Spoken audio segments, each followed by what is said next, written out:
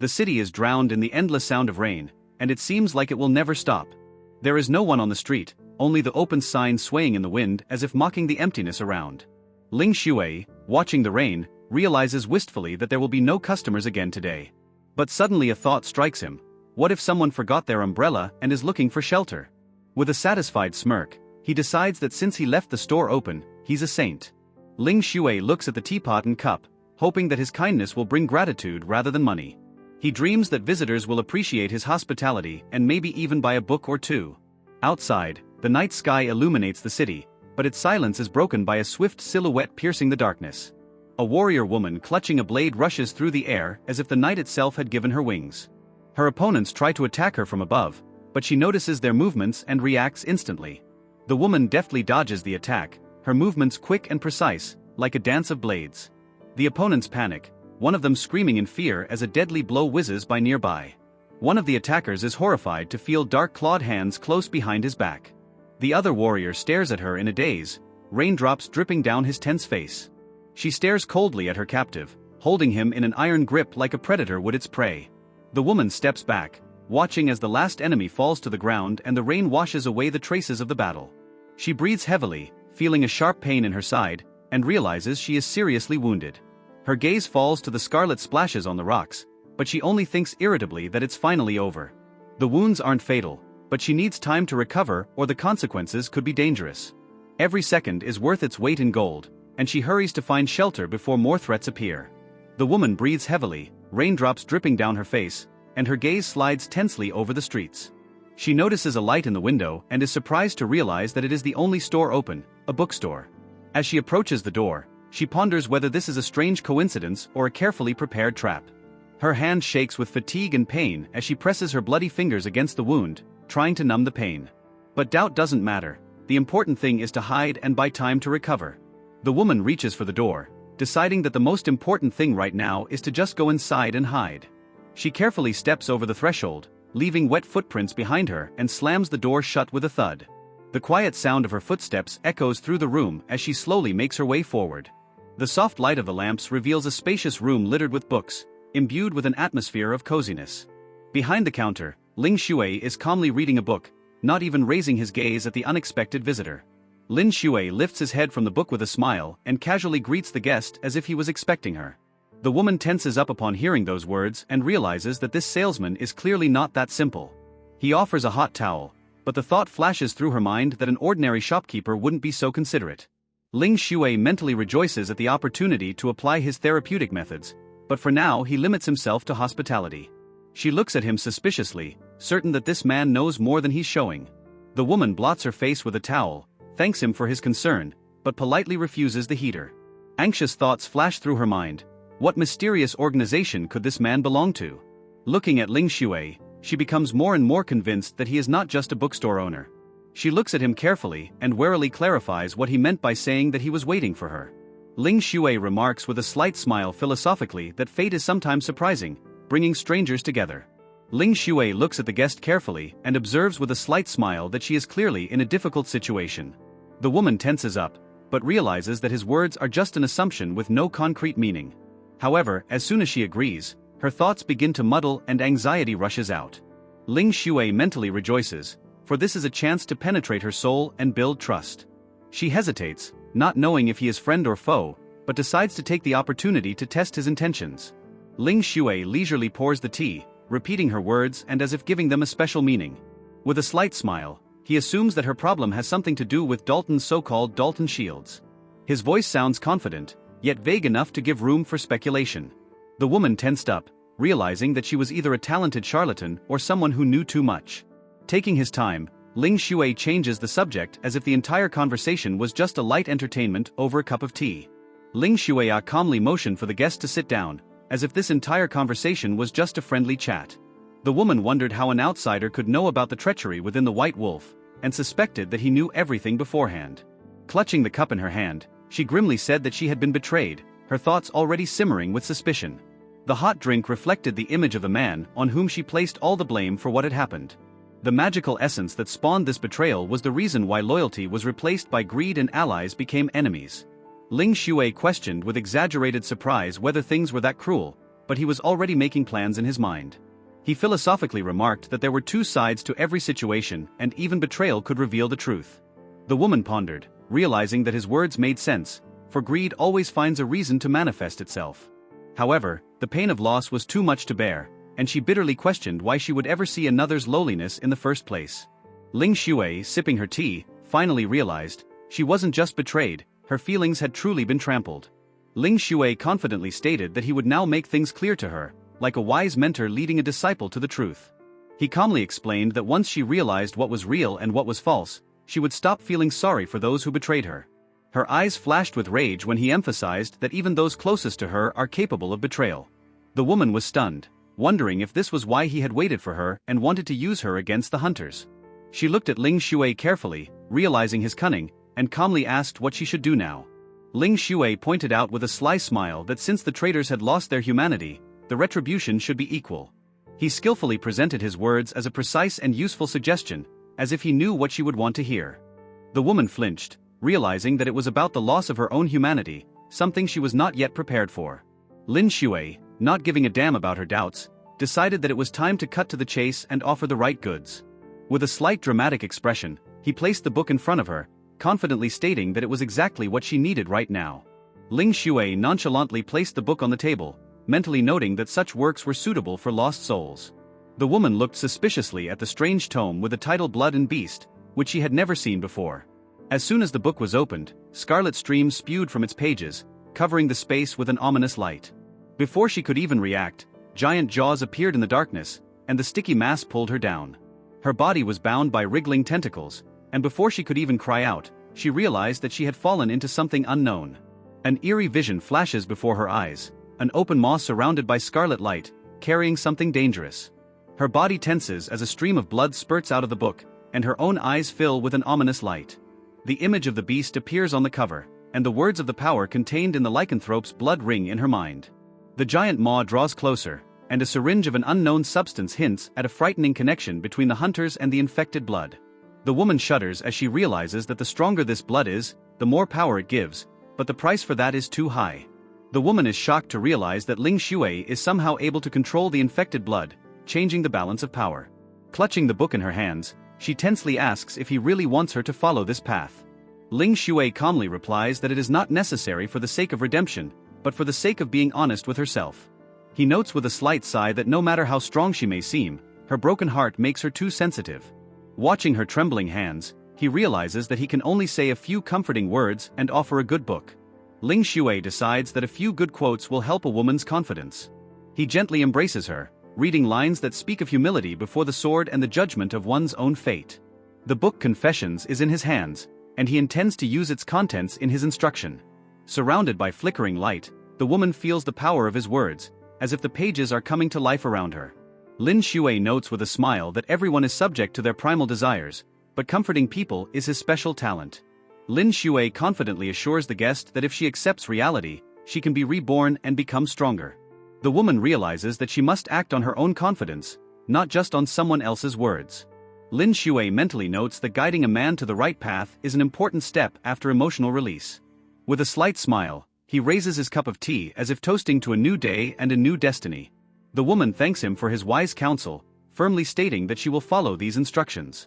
The woman flinches when the hot liquid accidentally falls on her and exclaims irritably that it is boiling water. Ling Shui innocently remarks that he just wanted to warm her belly, clearly not expecting such a reaction. Watching her, he makes sure she's all right and mentally admires her resilience. With a slight smile, he offers to complete the formalities and asks her to fill out a card for the book. The woman, hesitating slightly, takes the quill and inscribes her name, confirming that she is taking Blood and Beast.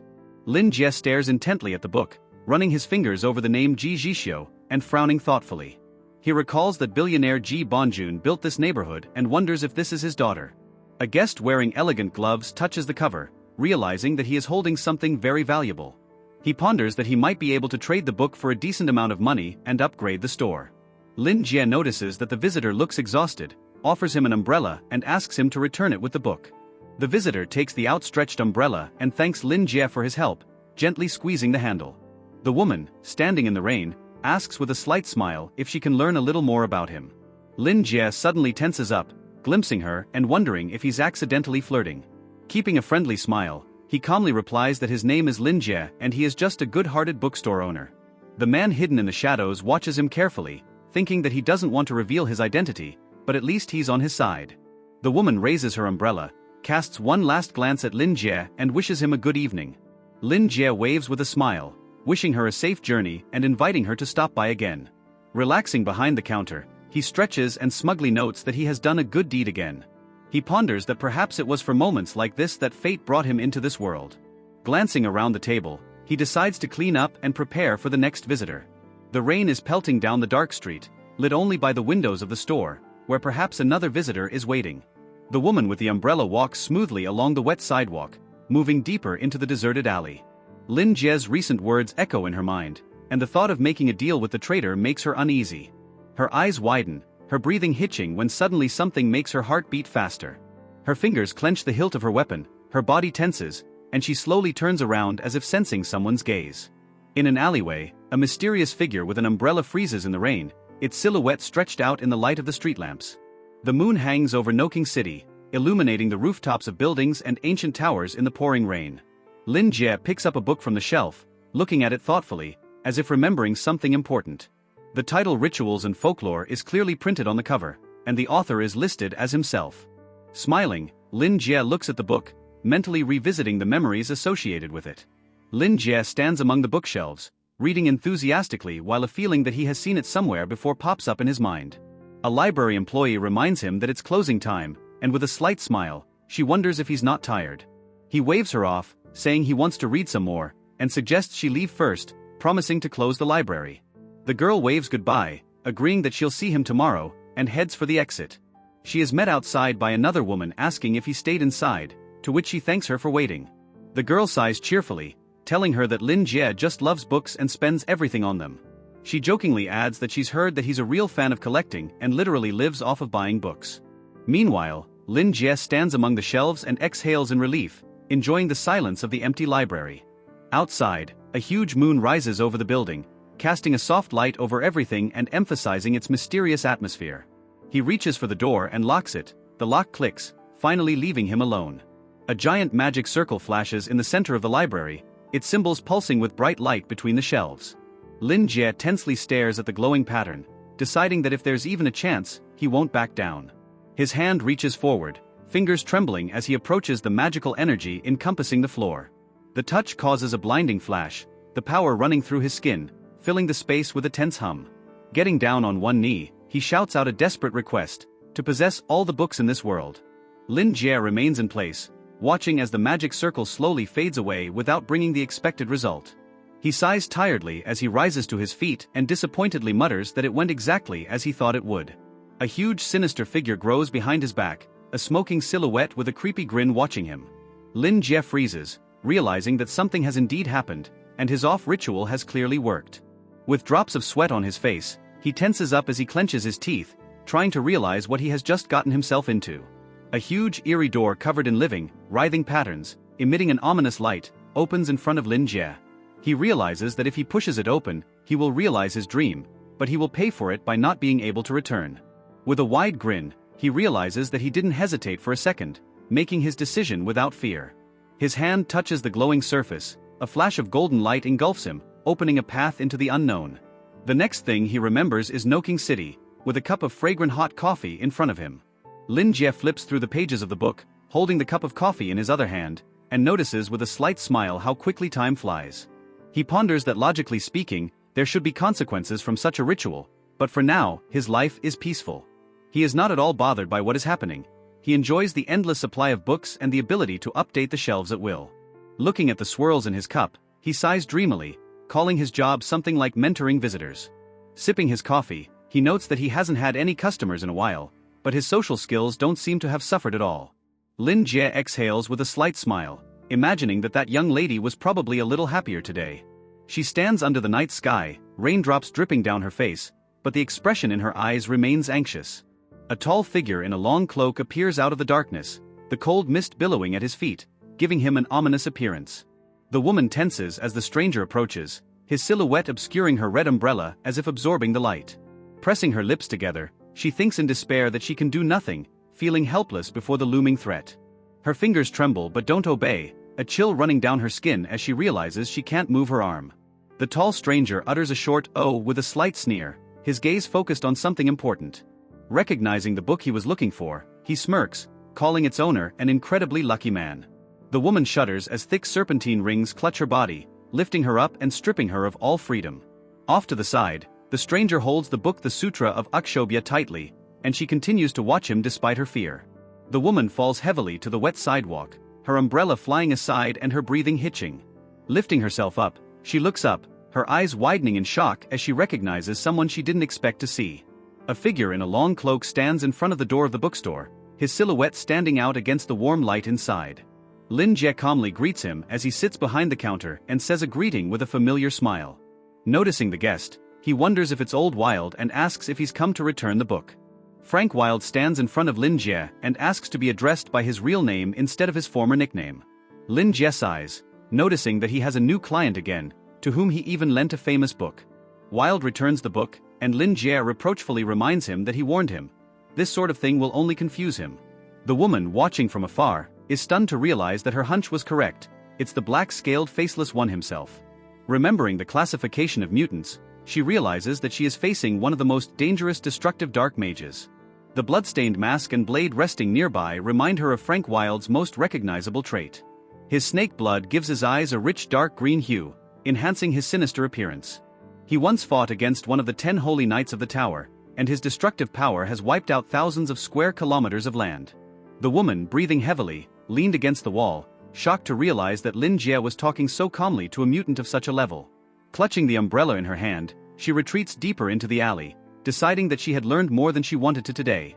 Lin Jie peruses the shelves of books, reflecting that he has just met a truly unusual person. He notices that Wilde is worried about something, and suggests that he not be shy if he needs help. Wilde becomes a regular visitor to the store, for his life is filled with loneliness, but here he finds comfort. Lin Jie knows that his family has turned their backs on him and his co-workers are afraid, so he has always been alone. With a slight smile, he remembers the first time he met Wilde 2 years ago when he first walked into the store. Lin Jie looks at the new visitor carefully, sensing that the person in front of him is someone with a complicated history. He notices that the stranger is carefully hiding his face, and decides to proceed cautiously to gain his trust. The visitor asks if he collects ancient books, and shows him a volume he has long kept. Lin Jie smiles in a friendly manner, confirming that the store offers a wide range of services, and asks him to wait for a while. Offering a cup of black tea, he thinks it's worth breaking the ice in the conversation first before moving on. The stranger refuses to remove his hood, explaining that his appearance scares people and he doesn't want to cause trouble. Lin Jie smiles calmly and remarks that it is much more important to look at a person's heart rather than their appearance. The guest freezes briefly, peering at him through the shadow of his hood, and finally exhales a short approving "well said."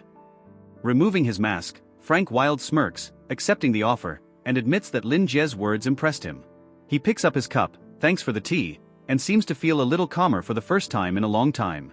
Lin Jie watches Wilde and mentally notes that his choice of mask looks odd rather than frightening.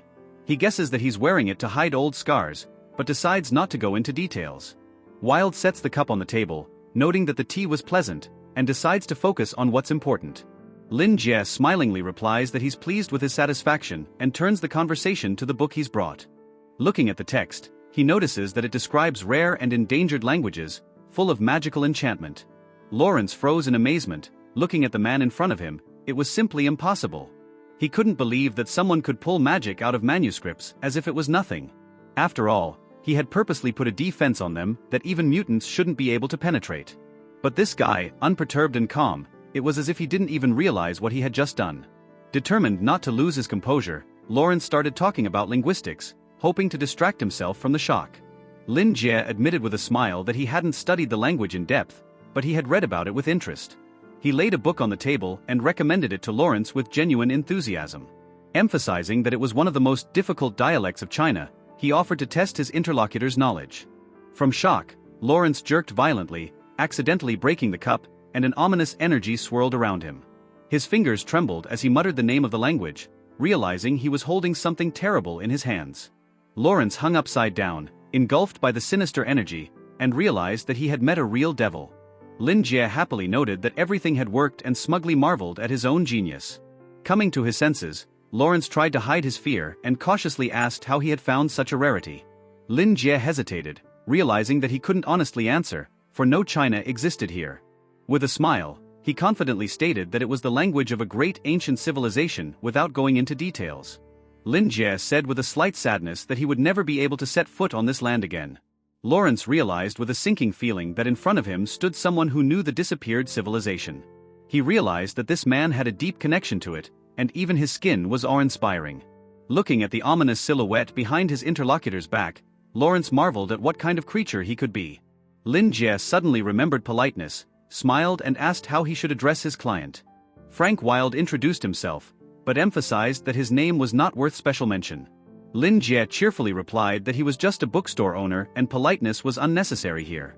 Frank was stunned by the nickname Old Man Wilde, but quickly pulled himself together. He explained that he had found a new avenue of research thanks to Lin's book, but he needed more hints. Lin Jie thought with a smile that this old Wilde was talking about the devil language so seriously, as if he was a scholar with a dry sense of humor. Lin Jie clarified with a slight smile if his interlocutor wanted to pick up a similar book. Memories took us back 40 years, to the snowy mountains where the crow cawed. Young Frank Wilde, full of hope, looked forward with excitement, anticipating something great. Before him sat a majestic king whose presence inspired both fear and respect. The next moment Frank saw the sorcerous power that flashed before him, the power of a true magician. The old king said that mages control the power of words by writing or casting spells. He explained that white mages write magical texts and black mages cast spells. After chaining himself, he announced that he was now a black magician and had accepted this path. King claimed that if a man could find the sound of his soul, he could work miracles. Frank Wilde realized with a burning eye, to create one's own language was to gain absolute power. Frank Wilde was clearly surprised when Lin Jie guessed that he wanted to take another book. Lin Jie smiled and clarified if he had correctly realized that Frank was looking for something similar. Frank nodded, explaining that the book was too complicated and was clearly part of a single language. Lin Jie hesitated, putting a finger to his chin and asked for some time to think. Frank, watching him, noted that Mr. Lin was still as selfless and generous as before. Frank Wilde remembered how he was defeated in a battle against Judge Joseph 2 years ago. When his path was clouded, it was Lin Jie who had guided him by giving him a rare and valuable book. He realized that Lin Jie was able to conceal his power to such an extent that even he couldn't sense it. Frank looked at him in awe, deciding that he was facing a hermit whose knowledge was beyond comprehension. Realizing how much he owed to this wise mentor, Frank was determined to express his gratitude. Frank Wilde swept his hand across the bookshelf and noticed a book with Lin Jie's name on the cover. Lin Jie returned with the chosen book, apologizing for the wait, and held it out to Frank. He modestly admitted that the book was a bit about himself, but thought it appropriate for an interlocutor. Frank stared at the cover with slight bewilderment, not immediately realizing what he was holding in his hands. Lin Jie grinned, covering his mouth with his hand, and confidently stated that he was very competent in this area. Frank Wilde stared at the book in disbelief, slammed it down on the table, and exclaimed that Lin Jie had written it himself. Lin Jie confirmed with a slight smile that it was only his humble work, not worthy of much attention. Frank, looking at the book, muttered that this was extremely unexpected and threw him off balance. He remembered how different religions had influenced society for centuries, but he had never heard of a ghoul cult. Looking at the bloody visions, he felt that this cult was sinister and its author was truly dangerous. Frank Wilde looked at the book suspiciously and wondered if Lin Jie was trying to create his own religion. He cautiously clarified whether Lin's area of research was really related to rituals. After all, it had changed his destiny. Lin Jie only smiled and said that it was a long time ago and not worth mentioning. Frank pondered over these words, repeating phrases about the past and changed fate to himself. He concluded that such a powerful scientist studying forbidden topics would inevitably be isolated from society. Frank Wilde examined the book carefully and noticed that it appeared to have been bound by hand. Lin Jie explained that there had once been an accident that had prevented him from publishing it. He even thought with slight regret that he could have gotten a professor title if he had released it back then. However, since they already knew each other, Lin Jie decided to lend Frank this single copy. Frank was shocked to realize that he had been entrusted with such a rare and also unpublished experimental work. Frank Wilde thanked him for his generosity, saying he was honored to read such a great work. He assumed that the book must be Lin Jie's life's work, but wondered about his motives. Frank felt a slight uneasiness, wondering why such an important subject was entrusted to him. A thought flashed through his mind. Did Lin Jie want to use him as a test subject? Lin Jie sighed, deciding that old Wilde was being too modest, and decided to reassure him not to worry. Lin Jie smiled softly and assured Frank Wilde that there was nothing to worry about. He said that the book was no longer valuable to him and could now benefit someone else. It was enough for him that he already had a whole forest of such knowledge in his head. Lin Jie calmly added that he could print another copy at any time.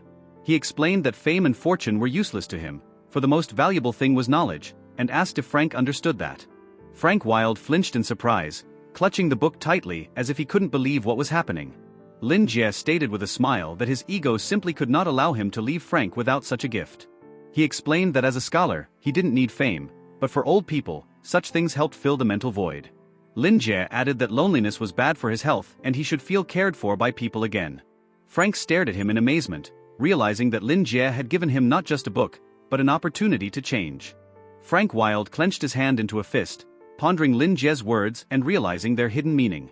He bowed his head and thanked for the guidance, wondering if he was being hinted to keep it a secret. Lin Jie smiled and remarked that he would be pleased if Frank recommended the book to others. Frank smirked and assured that he would do his best to justify the trust placed in him. He realized that this was the price for such a priceless gift, spreading Lin Jie's writings to the world. Frank Wilde put the book away, thinking that he must study it carefully, for it had changed his destiny. He decided that he would first deal with the contents and then spread the knowledge orally without revealing the source. Realizing the responsibility, he firmly promised himself to be careful anytime and anywhere.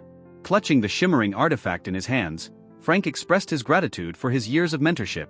Holding out the gift, he said that it was only a humble token of appreciation, and a majestic demon statue appeared in front of him. Lin Jie looked at the statue in Frank Wilde's hands in surprise, asking himself if it was a gargoyle. Frank replied that his gift was no match for what Lin Jie had made, but asked to accept it. He said that he had gotten this gargoyle from a teacher after graduation and it had always been highly prized. Frank explained that it had incredible magical defense, razor-sharp fangs, and an innate sense of killing intent. Lin Jie smiled, noting that she looked almost alive, and thought such a detailed gift was overly generous. Lin Jie thought that if the gargoyle warded off evil, it could be considered the local equivalent of a shigand. He decided that since the gift was from Frank Wilde, it was worth accepting it, respecting the local traditions. Frank was relieved to see that Lin Jie was pleased, and said with a smile that he was glad he did. He modestly remarked that the gargoyle was just a harmless defense statue, and Lin Jie could afford thousands of them. Frank sighed, amazed at Lin's generosity, for not only accepting the gift, but also caring about his feelings. In the semi-darkness of the bookstore, the figure in the long cloak lowered his head slightly, as if grudgingly acknowledging that it was time to leave. The gloved fingers clenched, and a voice full of determination promised to bring a gift of unimaginable value next time. Lin Jie said goodbye with a slight smile, promising that he looked forward to meeting again like an old friend. The figure leisurely retreated into the shadows and raised his hand for a moment, leaving behind a feeling of inexplicable tension.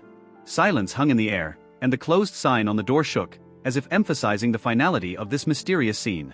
An eye was scrutinizing the scene, and the silence spoke of deep thoughtfulness before something significant.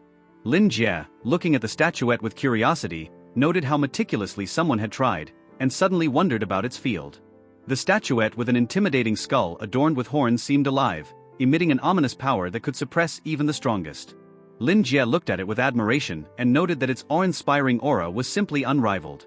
Stretching and relaxing after a successful day, he decided that a positive attitude brought good luck. Lin Jie noticed a strange shadow on the table, with books and a cup lying nearby.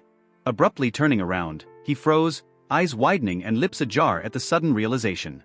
His gaze fell on the long-time no-see sign left right in front of him. Jerking forward, he exclaimed as he recognized the person standing in front of him. Leaning on the table, Lin Jie repeated the question in surprise, demanding confirmation of his hunch. Lin Jie stated with obvious annoyance that the one standing in front of him was the one who had sent him to this strange world.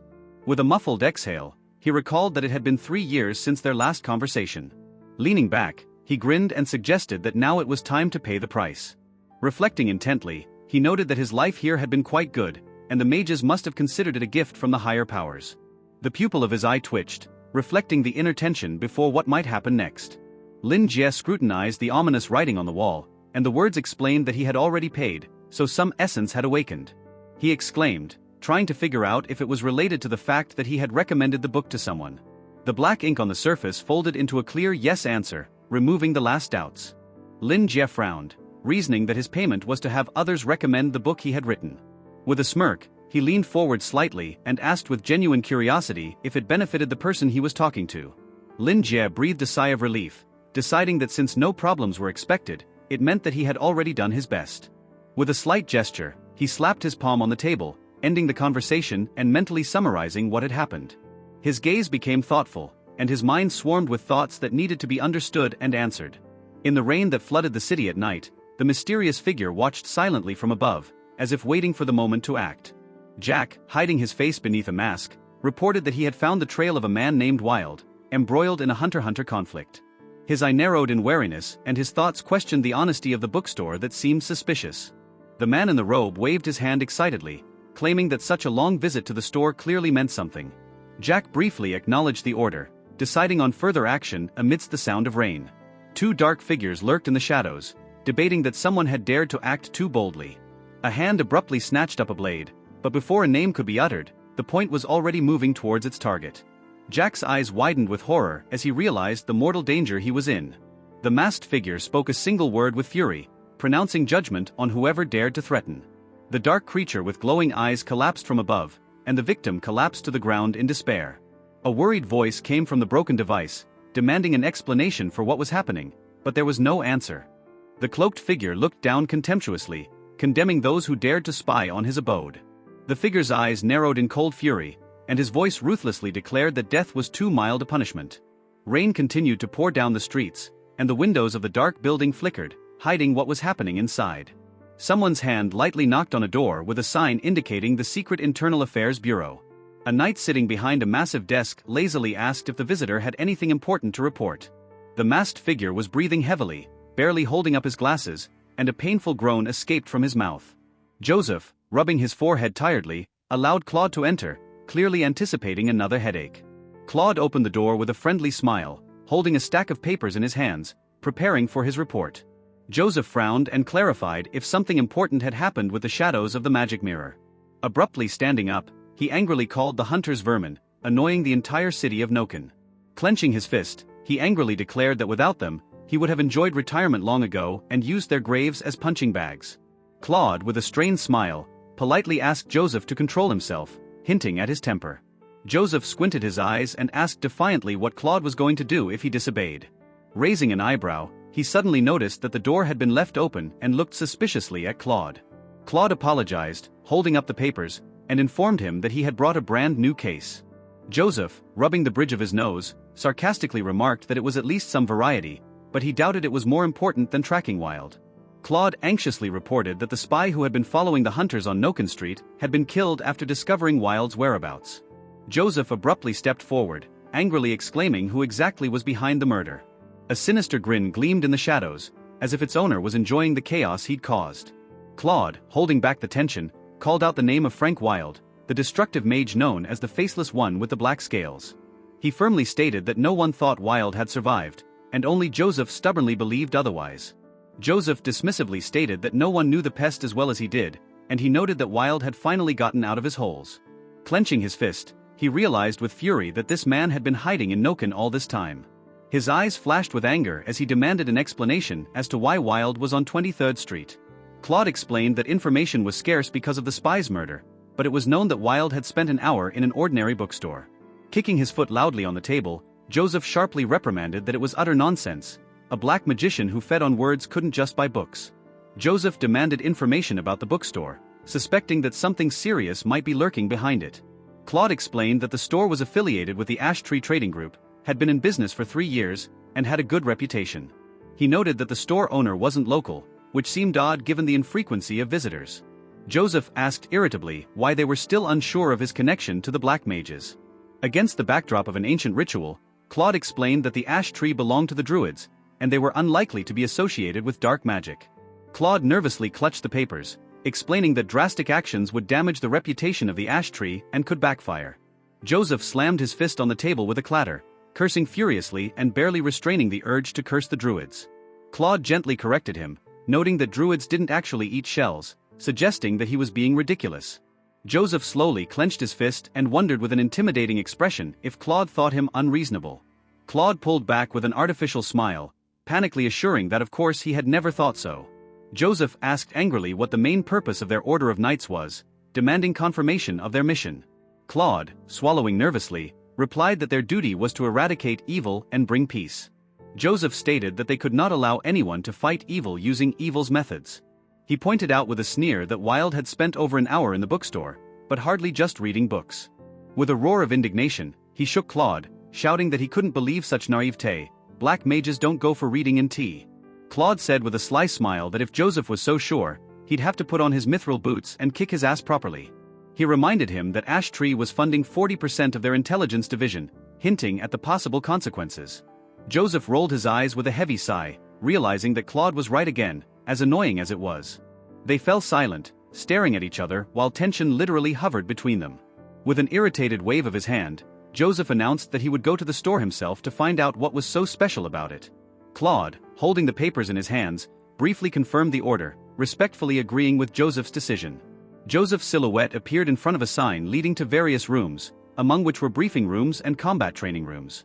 Walking down the corridor, he met an officer who greeted him respectfully. Another knight addressed him, calling him Shining Knight, emphasizing his high status.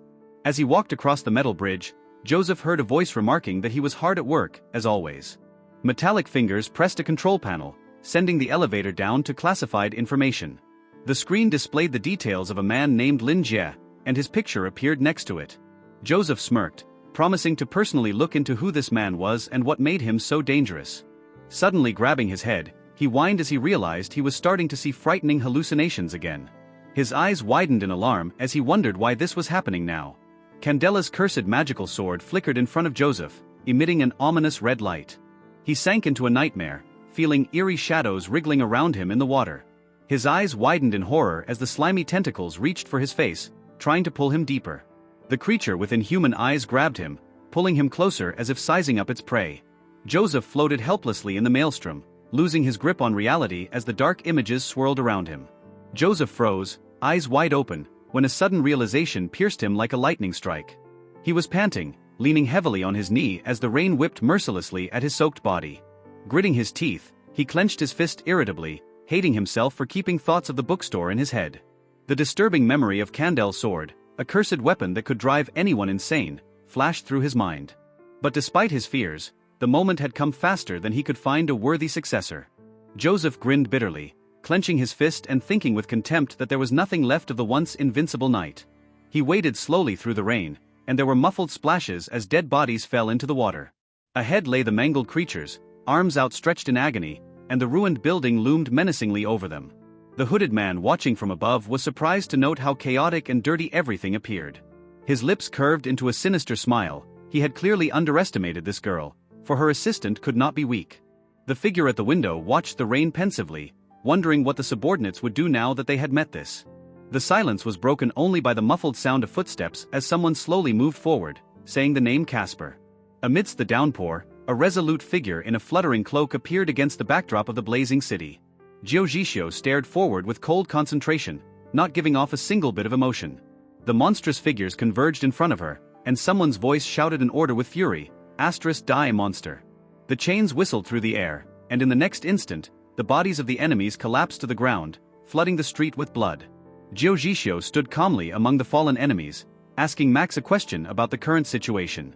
Max, breathing heavily, hurriedly reported that Helix had taken possession of the magic mirror and massacred the hunters.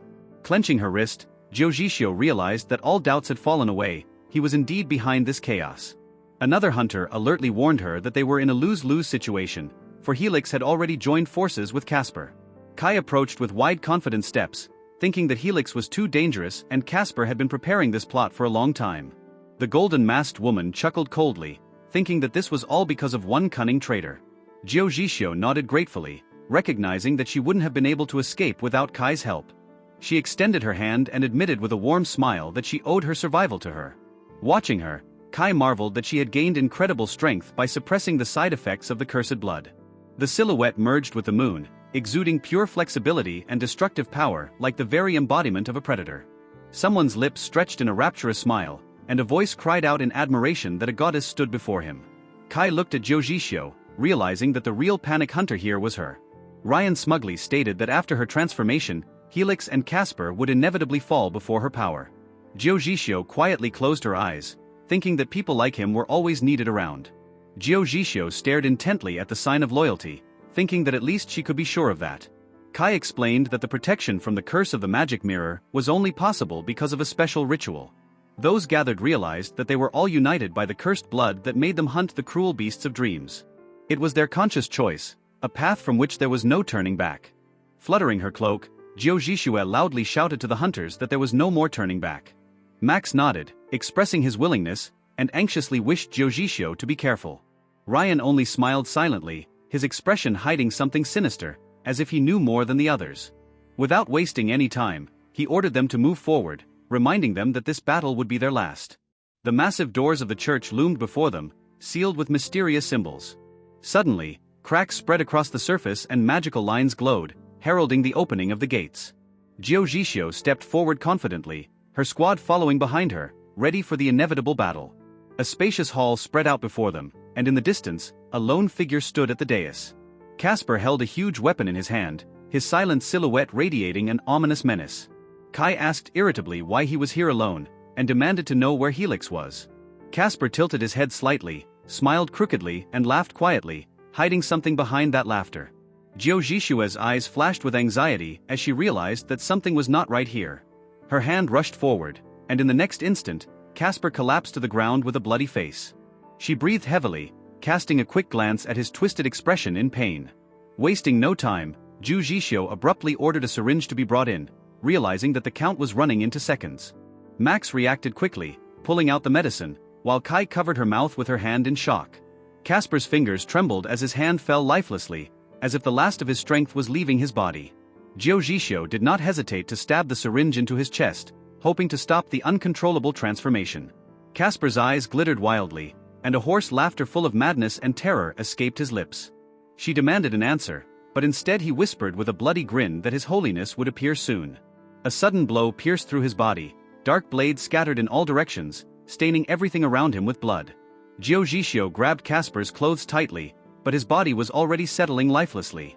Gritting her teeth, she slammed her fist on the wall with fury, and the glass around her cracked. Max offered to go to Mr. Haywood for help, but she coldly refused.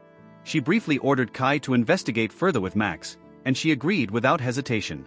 Ryan flinched when Jiu Jixio demanded to follow her, and his voice trembled with excitement. Jiu Jixio stood firmly, reciting the address as if it was the location of her next battle. Someone's hand leisurely lifted the cup, and the dark liquid inside slightly rippled. Lin Jie sat at his desk, immersed in his book, noting that there had bin no customers for 3 days.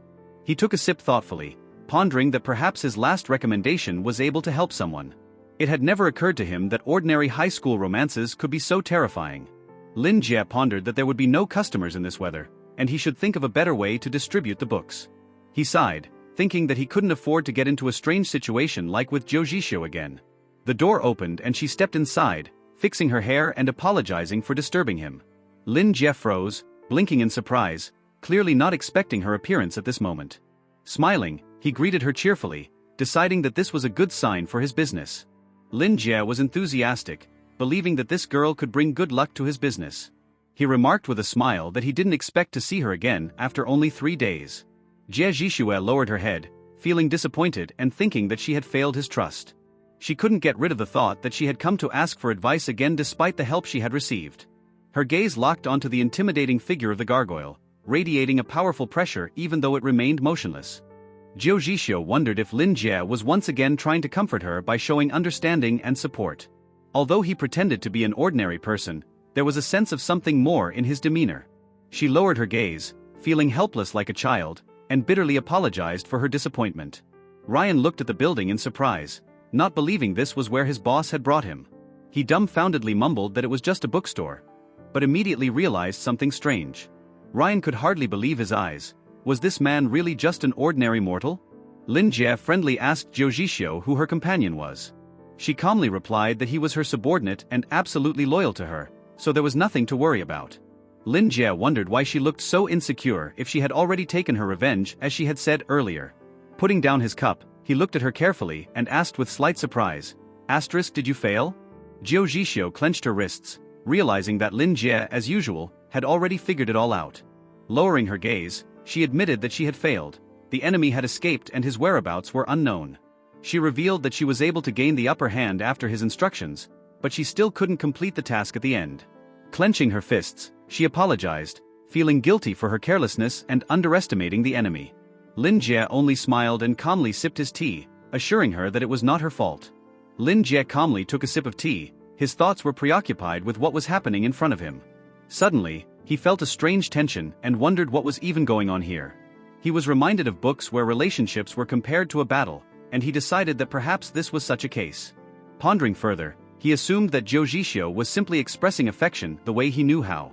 Pouring more tea, he nodded to himself as if he understood everything and muttered quietly, "That's it."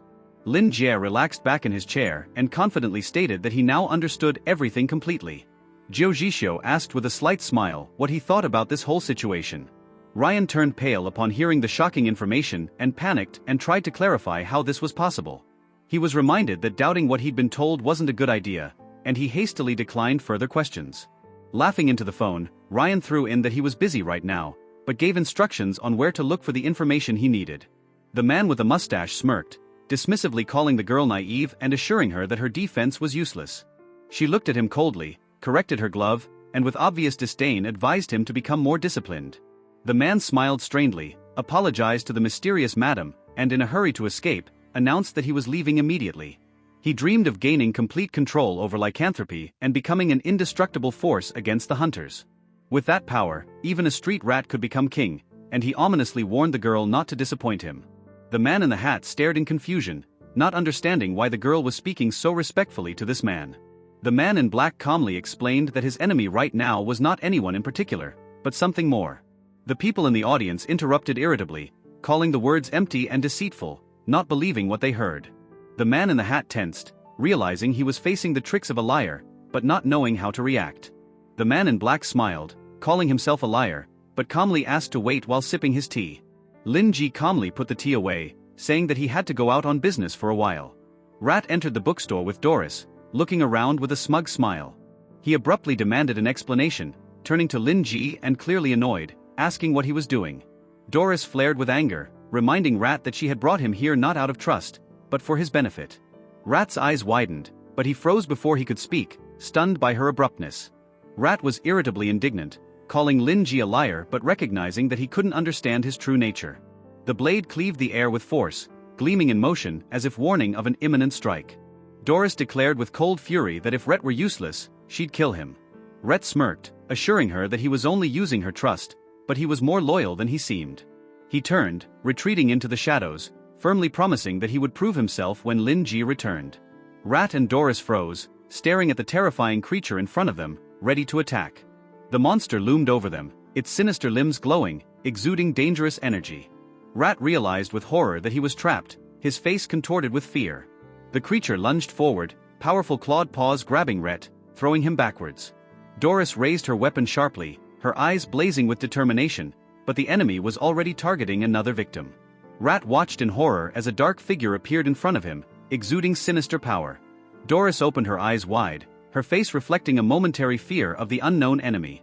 She gripped her weapon tightly and moved forward cautiously, watching the writhing outgrowth. Stopping at the stairs, Doris looked around silently, her gaze wary. Lin Ji appeared quietly, apologizing for waiting, but immediately noticing Rat's absence. Doris turned, her voice trembling as she tried to explain that Ret had left on urgent business. A loud crack of thunder lit up the building, emphasizing the tense atmosphere of what was happening. Lin Ji stood calmly by the stairs, noting that he had anticipated the situation and had given advance warning. Doris realized with astonishment that even she wouldn't have had time to react to the gargoyle's attack. The creature towered ominously, and the world around it seemed to freeze as if nothing had happened. Doris clasped her hands together in icy terror. Was this what facing death looked like? Something terrible was looming before her, and fear gripped her thoughts, making her regret what had happened. She panicked as she tried to think of a way to remedy the situation, fearing that Lin Ji would think as if she was involved. Lin Ji looked at her calmly, noticing that she had gone pale, and inquired about what had happened. His voice was soft as he advised her to relax and enjoy the atmosphere of the store with a slight smile. Lin Ji smiled softly and asked with a slight sneer if Doris was afraid he would eat her. Doris flinched, her eyes widened with tension and her hands trembled with confusion. She desperately began to apologize, stammering and looking even more frightened than before. Doris frantically excused herself, assuring him that she hadn't meant to drag him into the situation. Lin Ji sipped his tea thoughtfully, wondering why she was even more nervous now. Lin Ji wondered if Doris really thought that he was eating people just because of a joke. He was perplexed as to how he could appear to be such a cruel creature, being just an ordinary citizen. Realizing that the situation had gone too far, he decided to offer Doris another mental healing session. Lin Ji was sure that last time had built up her confidence since she had come back for help. He smiled softly, promising not to make any more jokes, and suggested that Doris be brave enough to express her ideas. Doris was relieved that Lin Ji had forgiven her mistakes, but decided to be more careful in the future. She politely apologized for bothering him and asked him to recommend a book, because her strength was too weak. Lin Ji wondered why Doris looked like she had gone through something terrible even though he had only been gone for a few minutes. Pondering, he slowly reached out to the shelf and selected a book as if he remembered something. He noticed that Doris' subordinate, Rat, looked strange, as if there was something wrong with him. Lin Ji calmly remarked that talking about absolute loyalty was not a good idea.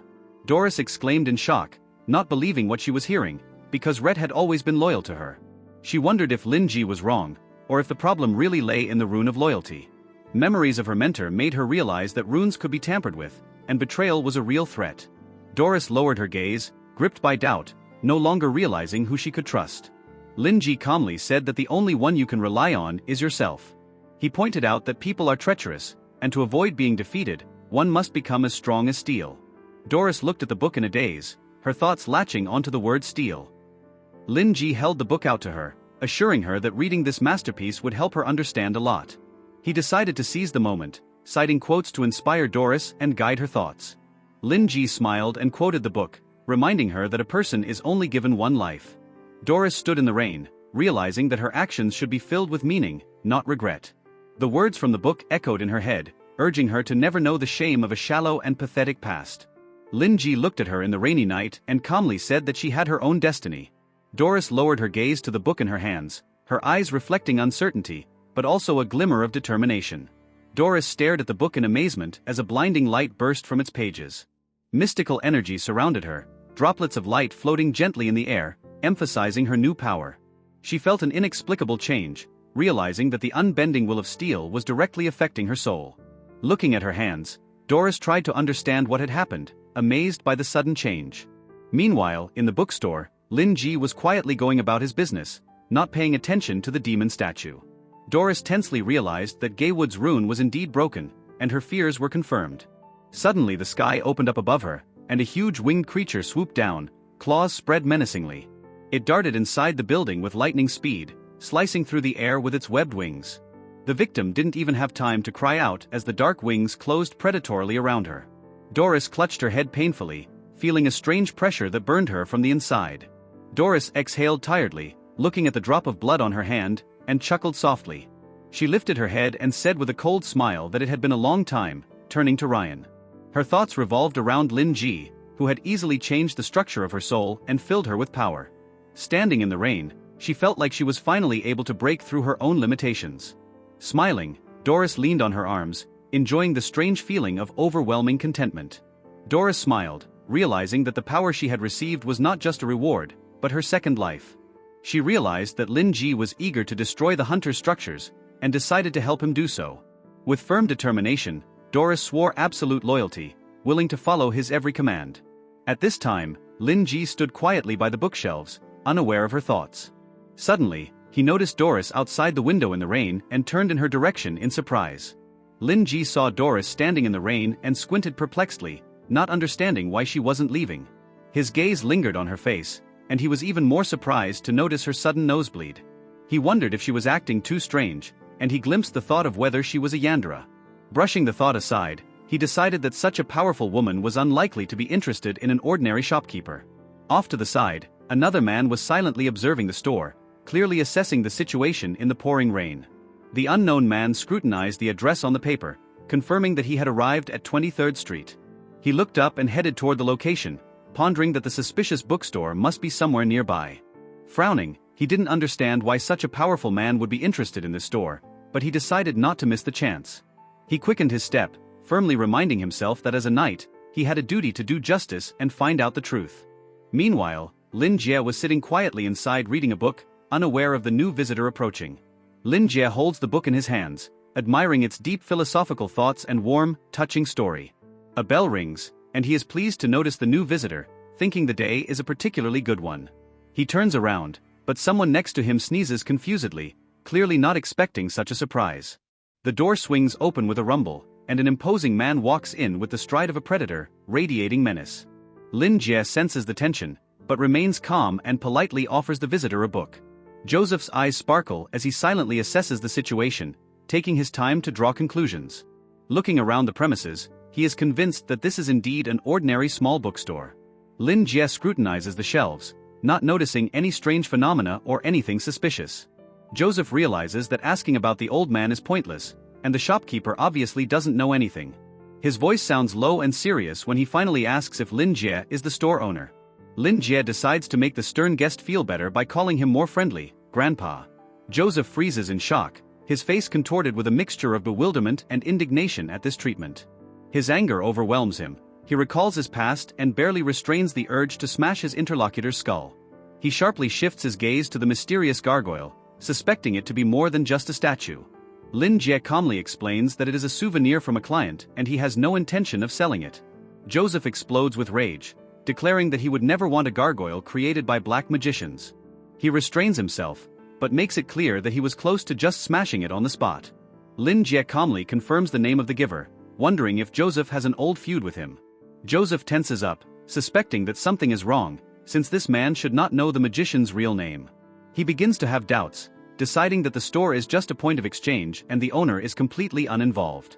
Lin Jie looks at Joseph carefully, relying on his experience, and decides that he is not an evil man. He notices that despite his rude behavior, Joseph has not caused any harm, which shows his good nature. Relying on logic, Lin Zi draws the only possible conclusion: Joseph and Wilde must be friends. Joseph is utterly shocked, his face contorted with indignation as he repeats the word in disbelief. Sighing, he grudgingly admits that he has known Wilde for a long time, calling him his old comrade. Joseph admits that he and Wilde have been through a lot, but they had a falling out 2 years ago and haven't seen each other since. He recalls their last conflict, when he almost killed the old magician, but he somehow escaped death. Lin Jie is touched as he imagines the depth of their relationship and finds the story truly moving. He says admiringly that such a friendship deserves respect, assuring that Wilde will be pleased to hear it. Joseph crosses his arms, his voice sounding firm. He's been looking for an old friend all these years and hopes to find him. Joseph asks with a serious expression if Wilde left his address so he could visit him in person. Lin Zi calmly replies that unfortunately he doesn't have that information, but Wilde will be back soon. He pours coffee, offering to let the magician know about the visit when he stops by the store again. With a friendly smile, Lin Zi offers Joseph a seat, either to drink coffee or read a book. Joseph frowns, irritably asking if he looks tired enough to need a rest. Joseph marvels at Lin Jie's stamina, who maintains his hospitality even when dealing with someone like him. He reflects on how long it's been since anyone has spoken to him so casually, and decides to relax a bit. With a smirk, he declines the book, stating that he's not too interested in such things. Lin Jie notices the change in his mood and is pleased that his guest is beginning to open up. He offers Joseph a cup of tea before reading, reminding him that books here are free to read. Joseph irritably waves off the offer, feeling a growing headache and not wanting to linger. He notices a book stained with blood and asks with a sneer what kind of ridiculous stories are being read here. Lin Jie smilingly suggests he try a soothing tale to help him relax before bed. Joseph snorts, thinking such books are childish, and wonders why an adult would read such a thing. Lin Jie sighs, wondering if Joseph considers him young or old. Joseph states with surprise that this is the best fairy tale he's ever read, and that there are no other copies like it in Noken. He looks sharply at Lin Zi, clarifying whether it's really just a fairy tale, not believing his ears. Lin Jie confidently replies that the book is classic and very good, genuinely not understanding what the problem is. A copy of The Little Prince appears in his hand, which he holds up, clearly seeing nothing strange about it. Joseph thinks darkly that no one would call a book with the title The Seed of the Abyss a children's fairy tale. Joseph ponders with disbelief what horrors Lin Jie might consider a fairy tale, and begins to feel curious. He holds out his hand, demanding to see the book for himself to figure out what's so special about it. Slightly annoyed, he clarifies that he's not interested in the fairy tale at all, he just doesn't want to seem rude. Lin Jie watches him with a smile, noting to himself that this stern man seems to be very soft inside. He hands the book to Joseph, confidently saying that he is sure to fall in love with this classic story. Joseph suddenly loses his balance, a familiar feeling of pain and dizziness hits him, causing him to shriek in surprise. His gaze becomes strained and he tries to focus, but his eyes blur and his body struggles to obey. Candela comes to mind, which begins to resonate with something, and he is confused as he recalls Lin Jie's words about preparing for sleep. Joseph tries to resist, but realizes he is losing control and the world around him is rapidly going out. Lin Jie rushes to him worriedly, asking what's wrong, and anxiously calls out to him, hoping he's okay. Lin Jie looks around in confusion, not realizing what just happened, and begins to worry about Joseph. He hurriedly runs up, dropping down beside him, and anxiously ponders if he could have caught a cold, or worse, suffered a stroke. Deciding to act, Lin Jie is about to administer first aid and then call for someone to help. However, as he listens, he notices that Joseph's breathing is steady and his heart is beating steadily, which puzzles him. He leans closer, wondering if he just fell asleep right in the middle of the store after everything that had happened. Lin Jie checks Joseph's pulse and is amazed that he is even healthier than he used to be. He is puzzled as to why the guest suddenly lost consciousness, since the book he was holding clearly couldn't have contributed to that. On reflection, he finds the situation illogical, for no one faints just from looking at the little prince. With a slight sigh, Lin Jie decides that since it happened in his store, he only has to take care of the guest. With a smirk, he wipes away his sweat as he prepares to set up the place a bit to make Joseph more comfortable until he wakes up. Lin Jie tensely tries to lift Joseph up, but he finds himself incredibly heavy, and the effort is difficult for him. He breathes heavily, realizing that he expected his guest to weigh a lot, but he didn't think it would be this much. Looking at the unconscious Joseph, he is amazed at his massive build, comparing him to a brown bear. Suddenly, Joseph lets out a loud growl in his sleep, causing Lin Jie to recoil in fright, not expecting such a reaction. He sighs, pondering that if he was skinny like Wilde, it would be much easier to move him. Lin Jie sighs deeply, folds his hands in apology, and hopes that Joseph will forgive him for his upcoming actions. He gently places his hands on his body, clearly preparing himself for the difficult task, and mentally adjusts himself for the effort. Grabbing Joseph by the shoulders, he begins to pull him upward, straining to manage the weight. The wheels slide across the floor as Lin Jie slowly rolls him over, creating a measured rustle in the silence of the store. Clenching his teeth from exertion, he pushes the makeshift stretcher as hard as he can, trying not to drop the unconscious guest. Lin Jie notices Joseph's metal arm hit the floor with a thud, causing him to freeze in surprise. He looks at it in confusion, wondering if Joseph is a disabled person like Wilde. Looking closely at the design, he realizes that this prosthetic is too complex to belong to an ordinary person. Matching the details, Lin Jie suggests that his guest might be a high-ranking retired military officer. Thinking back to other officers he has met, he notes that Joseph has a similarly imposing aura. Lin Zi looks at Joseph carefully, concluding that his wariness and fatigue indicate post-traumatic stress disorder. He suggests that the loss of his arm serves as a painful reminder of a past battle, which explains his stubbornness and pride. His gaze clears as he realizes that he finally understands the reasons for his guest's behavior. He recalls that mechanical prosthetics are prone to malfunctioning and overloading, especially for those who frequently encounter monsters.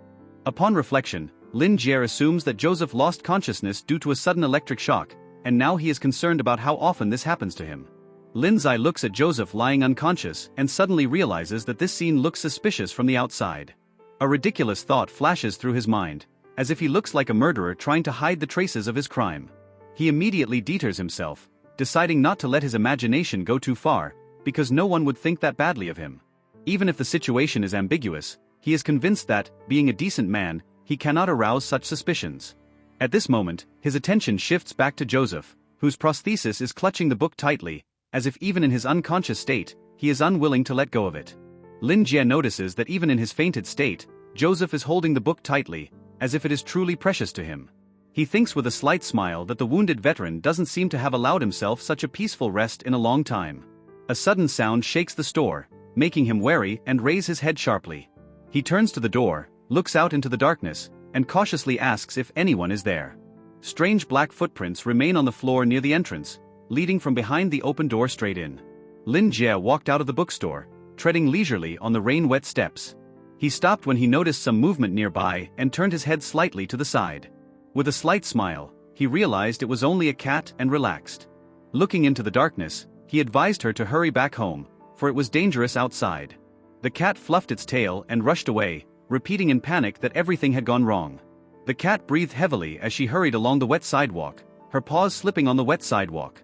She squinted her eyes, grinning sharply, and shouted an order to remove the transformation with desperation. An instant later, A flash of light illuminated the street, revealing a man surrounded by sinister cats. Greg clutched his head in panic, trying to realize how things had gotten this far. He remembered how, as a fan of Joseph's, he had struggled to get into scouting. Greg reflected with confidence that he knew all about the conflict between Joseph and Wilde. He had been following his idol and had come to this bookstore not expecting trouble. Looking around, he found no magical activity and figured it was just an ordinary place. 10 minutes passed, but no one came out and he was beginning to worry about what was going on inside. Giving in to curiosity, he decided to take a peek, assuring himself that it wasn't out of admiration at all.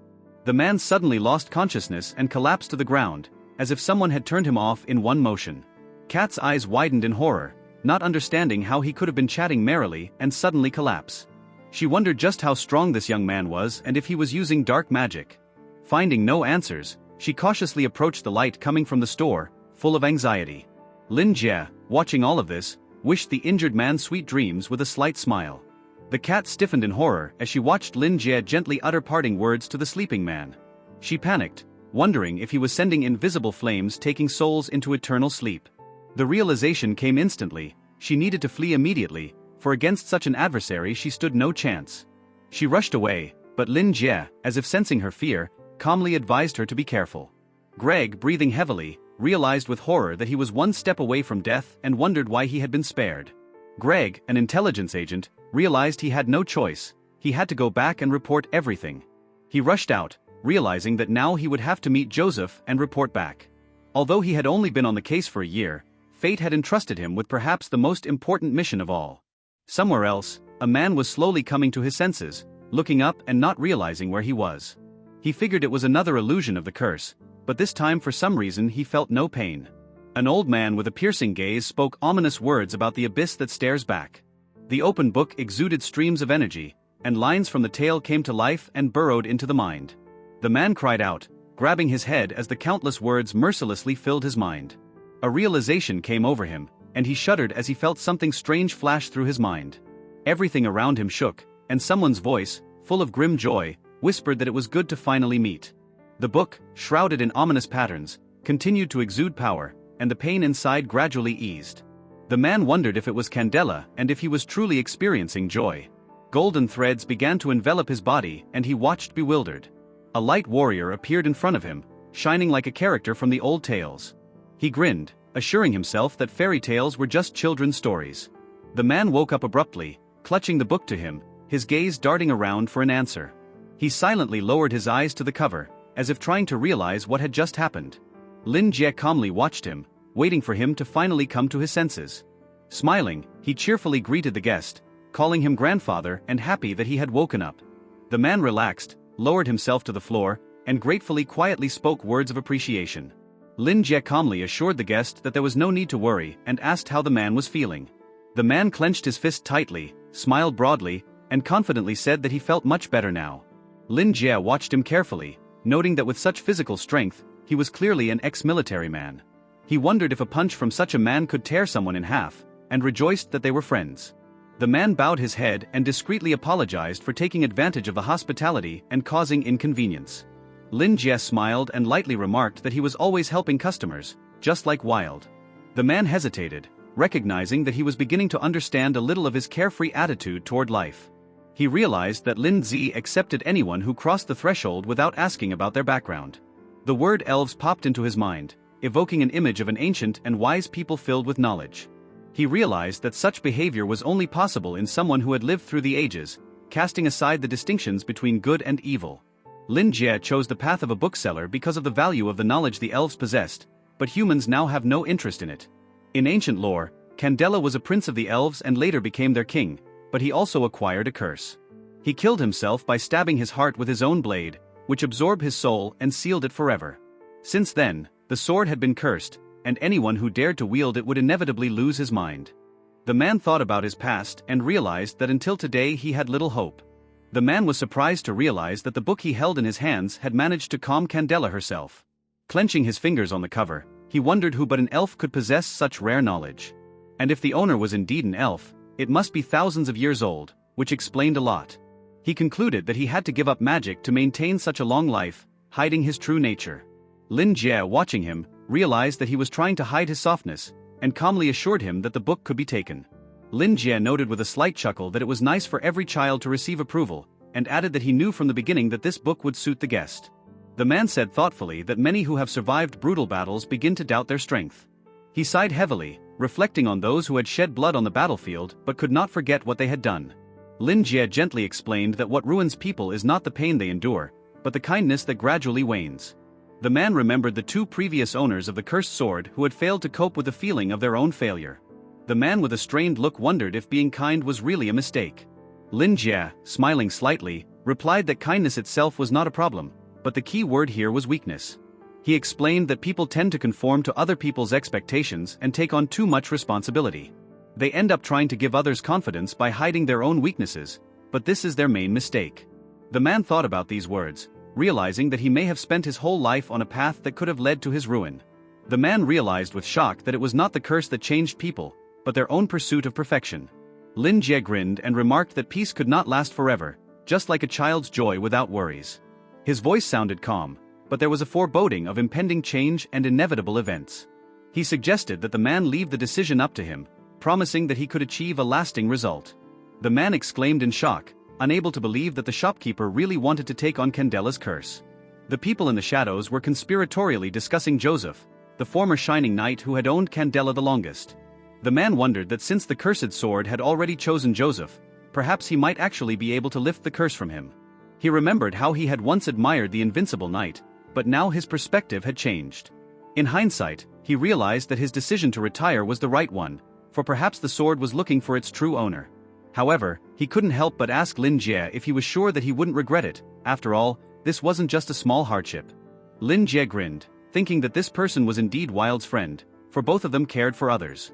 He confidently stated that it would be fine, for in a way, he is a professional life mentor. The man worriedly asked if it was really okay to not worry, for even now, he was barely managing. Lin Jie calmly offered to keep the book if he really wanted it. He gently added that he had carried this burden for too long and that he and his comrades deserved a rest.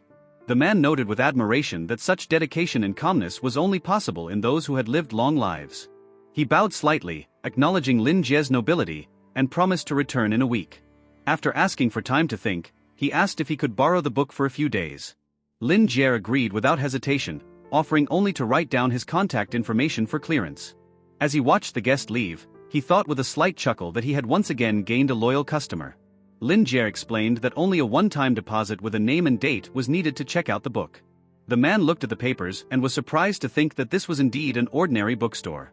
Lin Jie reminded with a slight smile that they would meet again in a week's time, saying goodbye to the guest.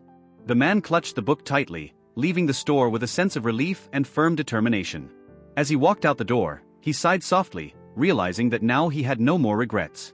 Rain whipped through the streets as Gideon stepped firmly forward, clutching his weapon in his hands. He knew Wilde had survived and had gotten help from the bookstore owner, but that didn't change anything. A door gaped before him, lit with an ominous light, and Gideon's shadow stretched out on the wet stone. Inside, amidst old books and skulls, a figure at a table immersed herself in the study of forbidden knowledge. Her eyes widened with delight, knowledge spread out before her, boundless as the heavens. Pharisee laughed out loud, marveling at the depth of the secrets Mr. Lin had revealed to him. His mind trembled with overwhelming euphoria, and his body could barely cope with the shock.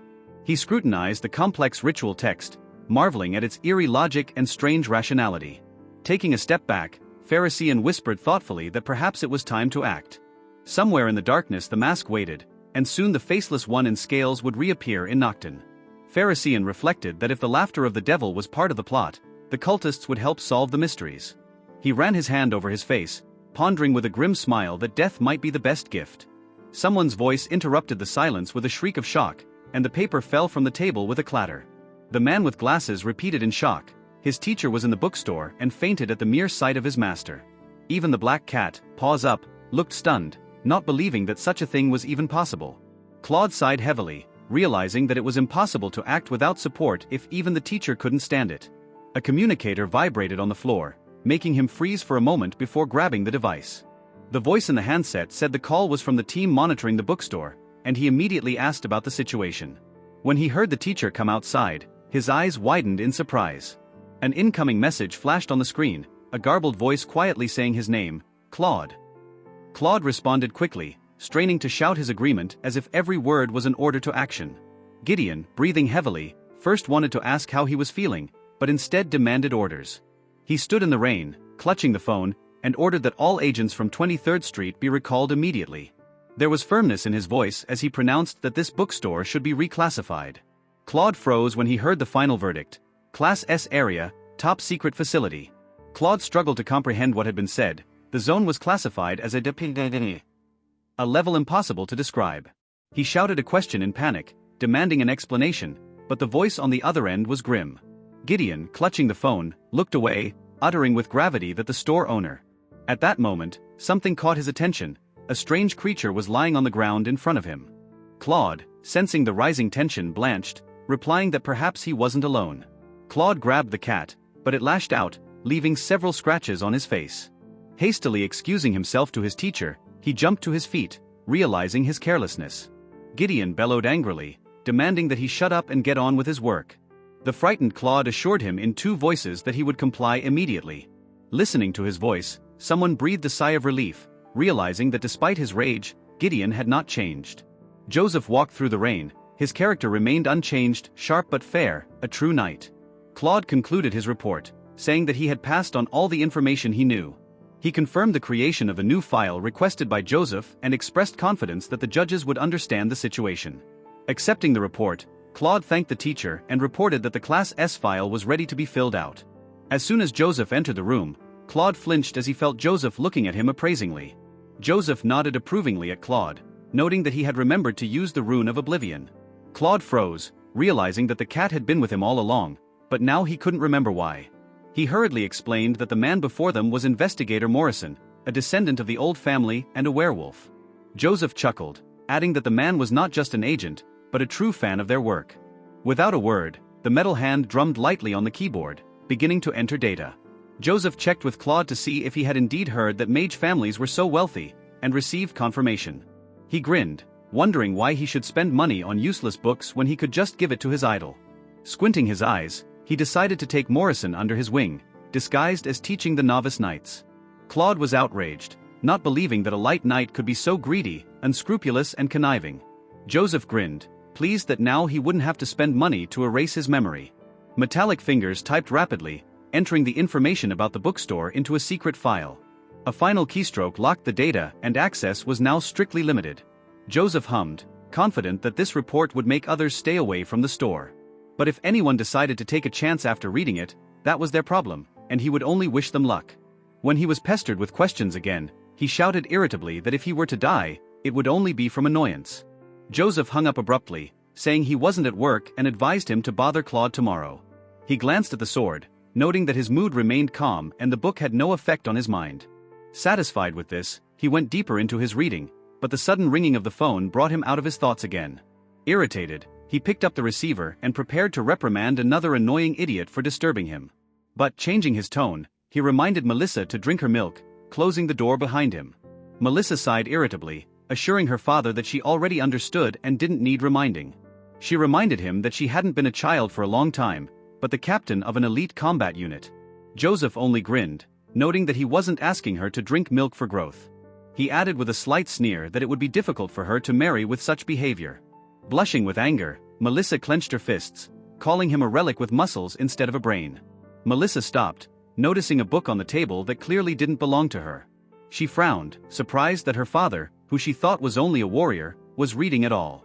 Drawing closer, she ran her fingers over the cover, realizing that she had never seen this book before. With slight doubt, she turned the first page, expecting something ordinary. But the further she flipped, the wider her eyes widened. The book was clearly anything but ordinary. Melissa stomped her foot irritably, demanding to be left alone and stop being pestered. She flared up, recalling that the bookstore owner himself had handled her father without the slightest effort. With annoyance, she declared that she wasn't going to save the idiots if they did something stupid. Suddenly her eyes widened, and with a shriek, she slammed the book in front of her with force. Her breath hitched and her hand trembled on the table. Something about this book was truly frightening. Melissa clenched her fist and hesitantly approached Joseph, as if seeking his protection.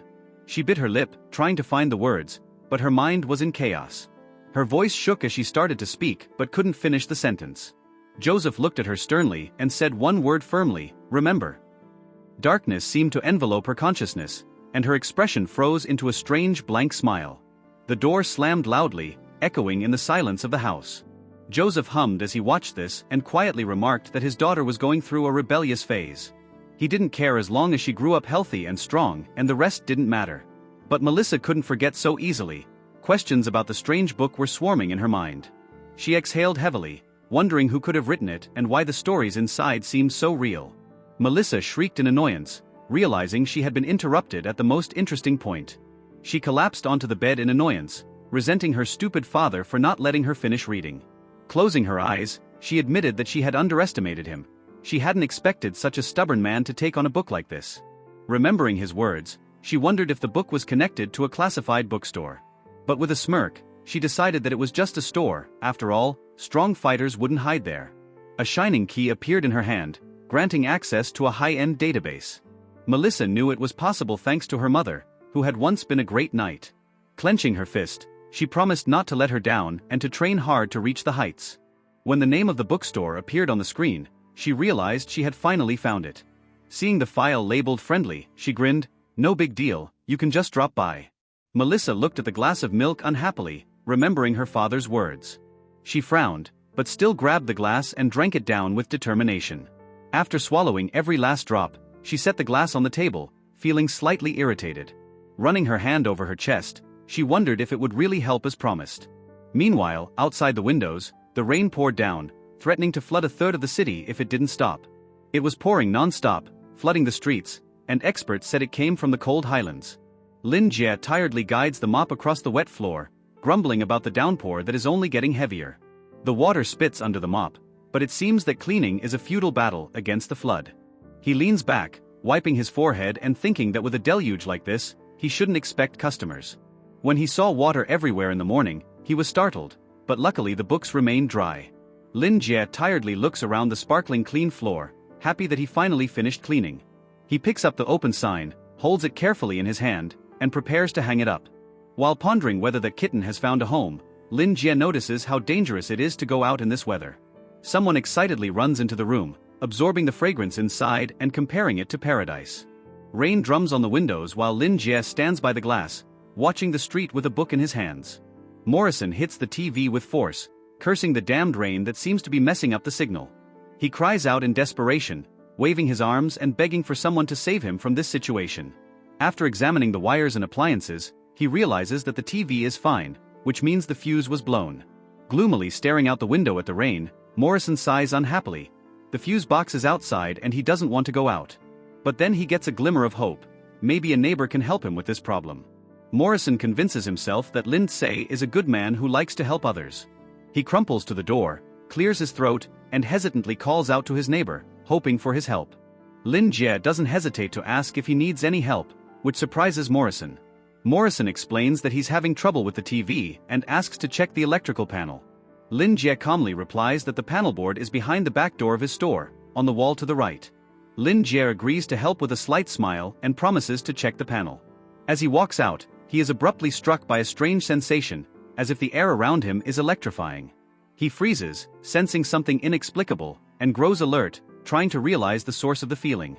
A tall dark figure with burning eyes appears in front of him, looming in the doorway.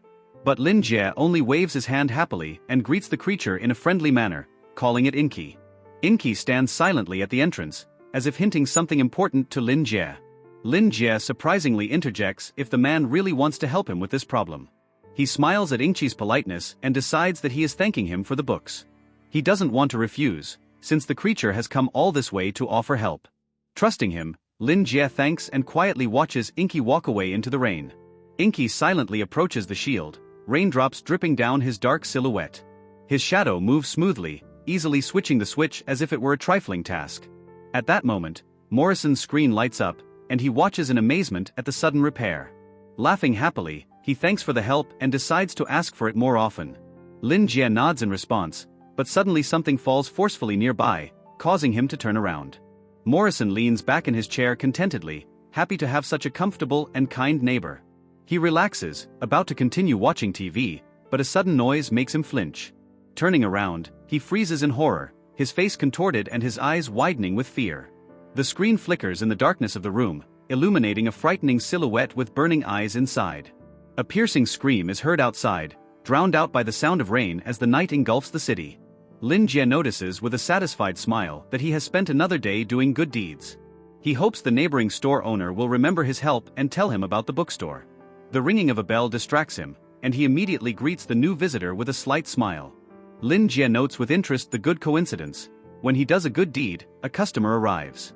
Recognizing the newcomer, he greets him with friendly warmth, surprised that Old Wilde has returned so quickly. Lin Jie involuntarily notes that Old Wilde's style of dress is quite good, unlike his mask. He asks with mild surprise what brings him to the shop in such rainy weather. Old Wilde bows his head and replies that he has come to express his gratitude for the favors he has received. Lin Jie smiles, assuring him that he was already satisfied with the previous gift and wasn't expecting anything in return. Old Wilde is amazed at his kindness, for even a gargoyle is nothing compared to what he is about to give.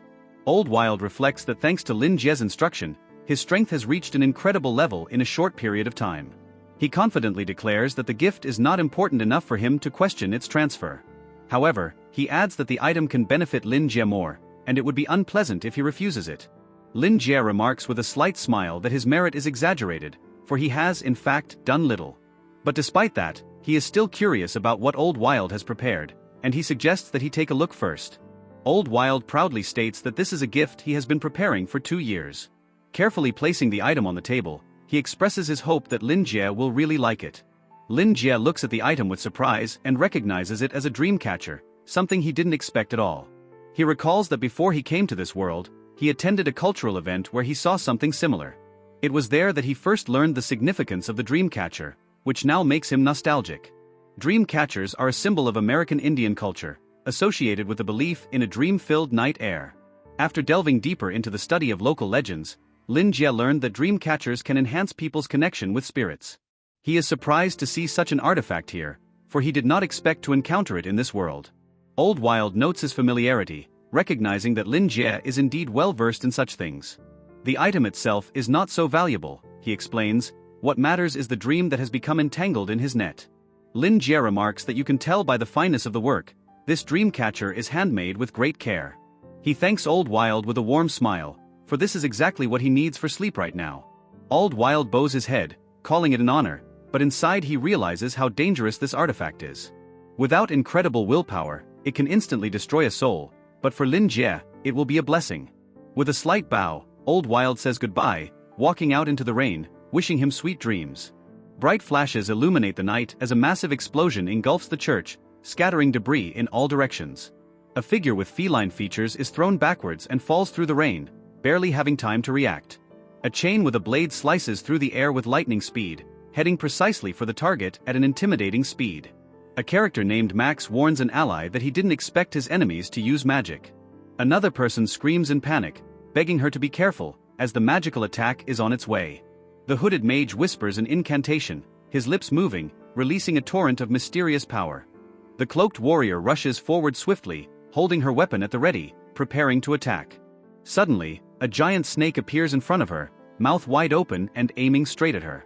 She flies backwards across the wet roof, barely managing to dodge the deadly bite. With fury in her eyes, she raises her head, her face covered in wounds and a menacing hissing sound. A powerful blow shakes the roof, and a giant figure emerges from the breach, emitting a fierce glow from its eyes. Her gaze is piercing, savagery glinting in it, and her body tenses in preparation for the next leap. One of the opponents recoils in horror, unable to believe his eyes, and gasps in surprise. The other hooded mage realizes irritably that they have not been informed of the enemy's ability to control the transformation. Despite the rain, they decide not to retreat, for their target is frightened and has yet to reach his full potential. A loud roar rips through the night, the beast towering under the moon, menacingly declaring that the enemies are digging their own grave. Her gaze is focused, she tenses, and someone nearby speaks her name cautiously, as if trying to say something. The voice continues, inspiring her. Perhaps she is the one who can open up a new world for the hunters. But her thoughts slip in another direction. She remembers the man from 23rd Street and wonders who he really is. At that moment, someone leans closer and firmly tells her not to think about it, urging her to focus. The fighter with the chain firmly states that it is their duty to simply follow the leader and share in the glory. She agrees, a confident smile touching her lips and determination flashing in her eyes. Turning around, she reminds them that the battle is not over, and steps forward without hesitation. The hooded mages raise their hands as they cast a spell, their palms flashing with living fire. A stream of blazing magic roars outward, cutting through the rain and hurtling toward the target. A powerful explosion erupts behind him, but the beast rushes forward through the rain without losing speed. Its gaze is cold and focused, and it makes an irritated sound as it assesses the situation around it. In the distance, a deafening rumble shakes the church, fire spreading across the roof, illuminating the night. A wolf shrouded in smoke emerges from the shadows, its eyes blazing with fire and its breath heavy. The maw of a giant creature opens in the sky, and a mysterious magical symbol flashes in the center. Something lashes forward with force, cutting through the air and leaving behind a vortex of tension. A blinding stream of energy surges upward, seeming to split the sky into glittering cracks. The beast grins, its eyes glinting with a predatory gleam, its muscles tense and ready to lunge. In the pouring rain, the opponents converge in battle, one of them grinning with predatory confidence. A violent explosion shakes the air, someone's voice shouts out in despair, "Madam!" Yuan hears someone next to him report that she has an assistant. The cloaked man marvels that Noken still has such power, able to control the beast. Another asks if they have seen Wilde, citing information from the people at the secret tower. The hooded man replies briefly and thoughtfully that not yet. The interlocutor remarks that Wilde is still his mentor, perhaps alluding to old ties. The man's face contorted with shock, he cannot believe what is happening and cries out. The huge creature lunges forward, its clawed paws aimed at its victim. There is a death scream as the sharp fangs sink mercilessly into the flesh.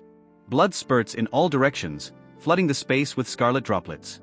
Someone desperately calls out to Yuan, but it's too late to make a difference. The man concentrates on activating the spell, shouting out its name, preparing to attack. The predator tenses up, analyzing the complex magical language used to unleash powerful charms. His eyes widen as he realizes his movements are slowing against his will. His body loses control and he falls backward sharply, unable to react in time. His opponent doesn't waste a second, bringing his blade in, ready to deliver the fatal blow. The beast gnashes his teeth with rage, cursing the situation and activating his power. Its body tensing, it jerks to its paws, using the steel will spell. The cloaked man recoils, but a smug smirk appears on his face. An ominous black sphere opens up in the sky, emitting a dark, destructive energy. The mage calmly recites the name of the spell, Fire Curse, Son of Decay. The beast panics as it realizes the mortal danger and mentally screams to itself to run. The cloaked man struggles to rise, coughing, and anxiously asks his companion about his condition. Despite his injuries, the other smiles and notices that the 23rd Street host is stronger than expected. His arm shudders in pain and strange symbols begin to spread ominously across the wound. The mage clarifies with a cold expression if they speak of her teleportation ability. The man with the wounded arm breathes heavily, his fingers trembling, and he muffles a muffled utterance, "No." The other explains with a grim smirk that she was able to pull information from Ryan's soul. His eyes flash with interest as he admits that such a power is far more interesting to him. The hooded figure notices that there are more important things to do and orders Yuan to check out the situation. A dark artifact appears in the palm of his hand, a mysterious energy curving around it. The man excitedly picks up the artifact and asks Yuan with a smile what will hatch from it. Yuan, looking at it in a daze, first assumes it will be a dream beast, but then denies it. A sinister mouth with sharp teeth opens in the darkness, uttering, "It's a god, a real god." Someone's hand slowly turns the doorknob, as if opening a pathway to secrets. In a spacious room, a man walks down the stairs, books and mysterious objects resting on his desk. The man sighs tiredly, wondering when this endless rain will finally stop. He heads for the door, deciding to stock up on necessities when the weather improves. His hand touches the doorknob, but a sudden sound makes him stop. His gaze drifts upward to the graceful design created by Old Wilde. With a slight smile, he notes the workmanship and decides to discuss it the next time they meet. Lin Jie yawns widely as he pulls the blanket over himself and makes himself comfortable. He quietly hopes that his method will indeed work, and wishes himself peaceful dreams. His gaze slowly fades, his eyelids grow heavy, and he finally drifts into sleep. A strange world unfolds before him, snowflakes swirling in the air, and his hand reaches out to touch them. Looking around, Lin Jie curiously asks himself if this is his dream. Lin Jie steps on the blanket of snow, noticing that the snow is more like ashes. He notes that this snow is not cold at all, but even slightly warm. Realizing that this is just a dream, he finds a strange warmth in this illogicality. Suddenly his eyes widen in surprise as an incredible landscape opens up before him. Overwhelmed with admiration, he barely audibly utters, "So beautiful." Lin Jie stops in front of the majestic tree dotted with luminous patterns, sensing its mysterious aura. His gaze wary as he notices something unusual and faintly exhales. A mysterious figure appears in front of him, radiating strength and cold majesty. A strange yet surprisingly familiar melody floats in his heart, filling his consciousness with incomprehensible feelings. The unknown figure speaks lofty words, as if proclaiming him the ruler of the cold north. The mysterious figure rises majestically like a true ruler, surrounded by snow and branches. Lin Jie stares astonished at the surrounding scenery, marveling at its splendor. He notes that it is like a magical dream from a fairy tale, recalling Wilde's words. In his hand is a flower with fragile petals, exuding a fresh, pure fragrance. Bringing it closer, he inhales the scent and the flower flashes with a soft light. Lin Jie smiles as he examines the flower and makes sure that it seems completely real. He realizes that he is experiencing a conscious dream in which memory and sensations are preserved. Upon reflection, he concludes that a combination of suggestion and Wilde's words produced this amazing dream. His gaze focuses on the flower, and a new thought arises in his mind. In the distance, a mysterious figure watches the sleeping girl while he wonders about his power here. Lin Jie coughs, averting his gaze, and ponders why he is dreaming of such a beautiful creature. He notes that even in conscious dreams, people usually look blurry and unrecognizable. With a chuckle, he suggests that the reason may be due to his taste for traditional preferences. Realizing that this is just a dream, he realizes that absolutely anything is possible here. As he approaches, he curiously decides to examine this mysterious man from the dream. Lin Jie scrutinizes the sleeping girl, her calm face seems flawless to him. He convinces himself that it is definitely a dream, for such beauty resembles a work of art. With a soft smile, he decides that he can allow himself to relax a little and enjoy the moment. Carefully placing the flower next to her, he takes it as a sign of admiration for her looks. Touching her cheek, he feels a slight embarrassment, but admits that such boldness is quite exciting. Lin Jie looks at the girl, pondering that since this is a dream, nothing terrible will happen. Suddenly, his body tenses up as he notices something unexpected and prepares to take action. The branches of the trees rustle and the figure of the girl begins to move, awakening from her sleep. Her clothes shimmer, transforming smoothly as she rises majestically to her feet. Stunned, Lin Jie realizes that this person from the dream is much taller than he thought. The girl's eyes sparkle, reflecting a strange depth, as if anything is possible in this dream. She looks at Lin Jie carefully and first asks him a question about his identity. He is slightly surprised, noting that it is usually him who asks the questions in dreams, not the other way around. Intrigued, he ponders that the people in dreams usually represent his subconscious. With a slight smile, Lin Jie refers to himself as a dreamer, finding this conversation quite amusing. The girl confirms with a slight smile that Lin Jie is inside the dream, which means he is the dreamer. He is surprised to realize that she understands her nature, which makes this dream even more mysterious. With a confident smile, Lin Jie declares that at least his answer was honest. He now takes the initiative and asks a counter-question, forbidding her from using his own answer. Feeling a bit cocky, he wonders if it has something to do with him realizing himself in a dream. The girl calmly says her name, calling herself Silver, and looks at Lin Jie. He is slightly surprised, not expecting such a simple answer, and clarifies if that's really all there is to it. Silver winks, smiling, and states with a slight sneer that her answer is at least honest. Suddenly, she rushes forward, declaring that it's her turn to ask questions. Lin Jie inwardly tenses up, realizing that her smile is too dangerous for his peace of mind. The girl with drooping eyelids stood motionless as if listening to the silence and whispered that she had been here for a very long time. She slowly raised her hand, her fingers trembling as she admitted that she had long ago lost track of time. Her lips curved in a slight smile, admiration in her voice. This place was breathtakingly beautiful. But as she gazed at the serene landscape, she frowned and thoughtfully remarked that it was too quiet. Turning to the guy, she pressed her palm against her chest and anxiously asked what was happening to her. Lin Jun hesitated, bowed his head slightly and chuckled, assuming that it was just loneliness. He looked thoughtfully at the girl and then at himself, realizing that this dream suited him too well. With a smile, he reflected that helping others was a surprisingly enjoyable activity, almost addictive. Remembering old wisdom, he confidently concluded that helping his neighbors was always a joy, for his ancestors could do no wrong. But upon returning to reality, he noted with slight displeasure that his pajamas looked too informal. Lin Jun abruptly turned around, and in the next instant, his clothes changed, taking on a more elegant appearance.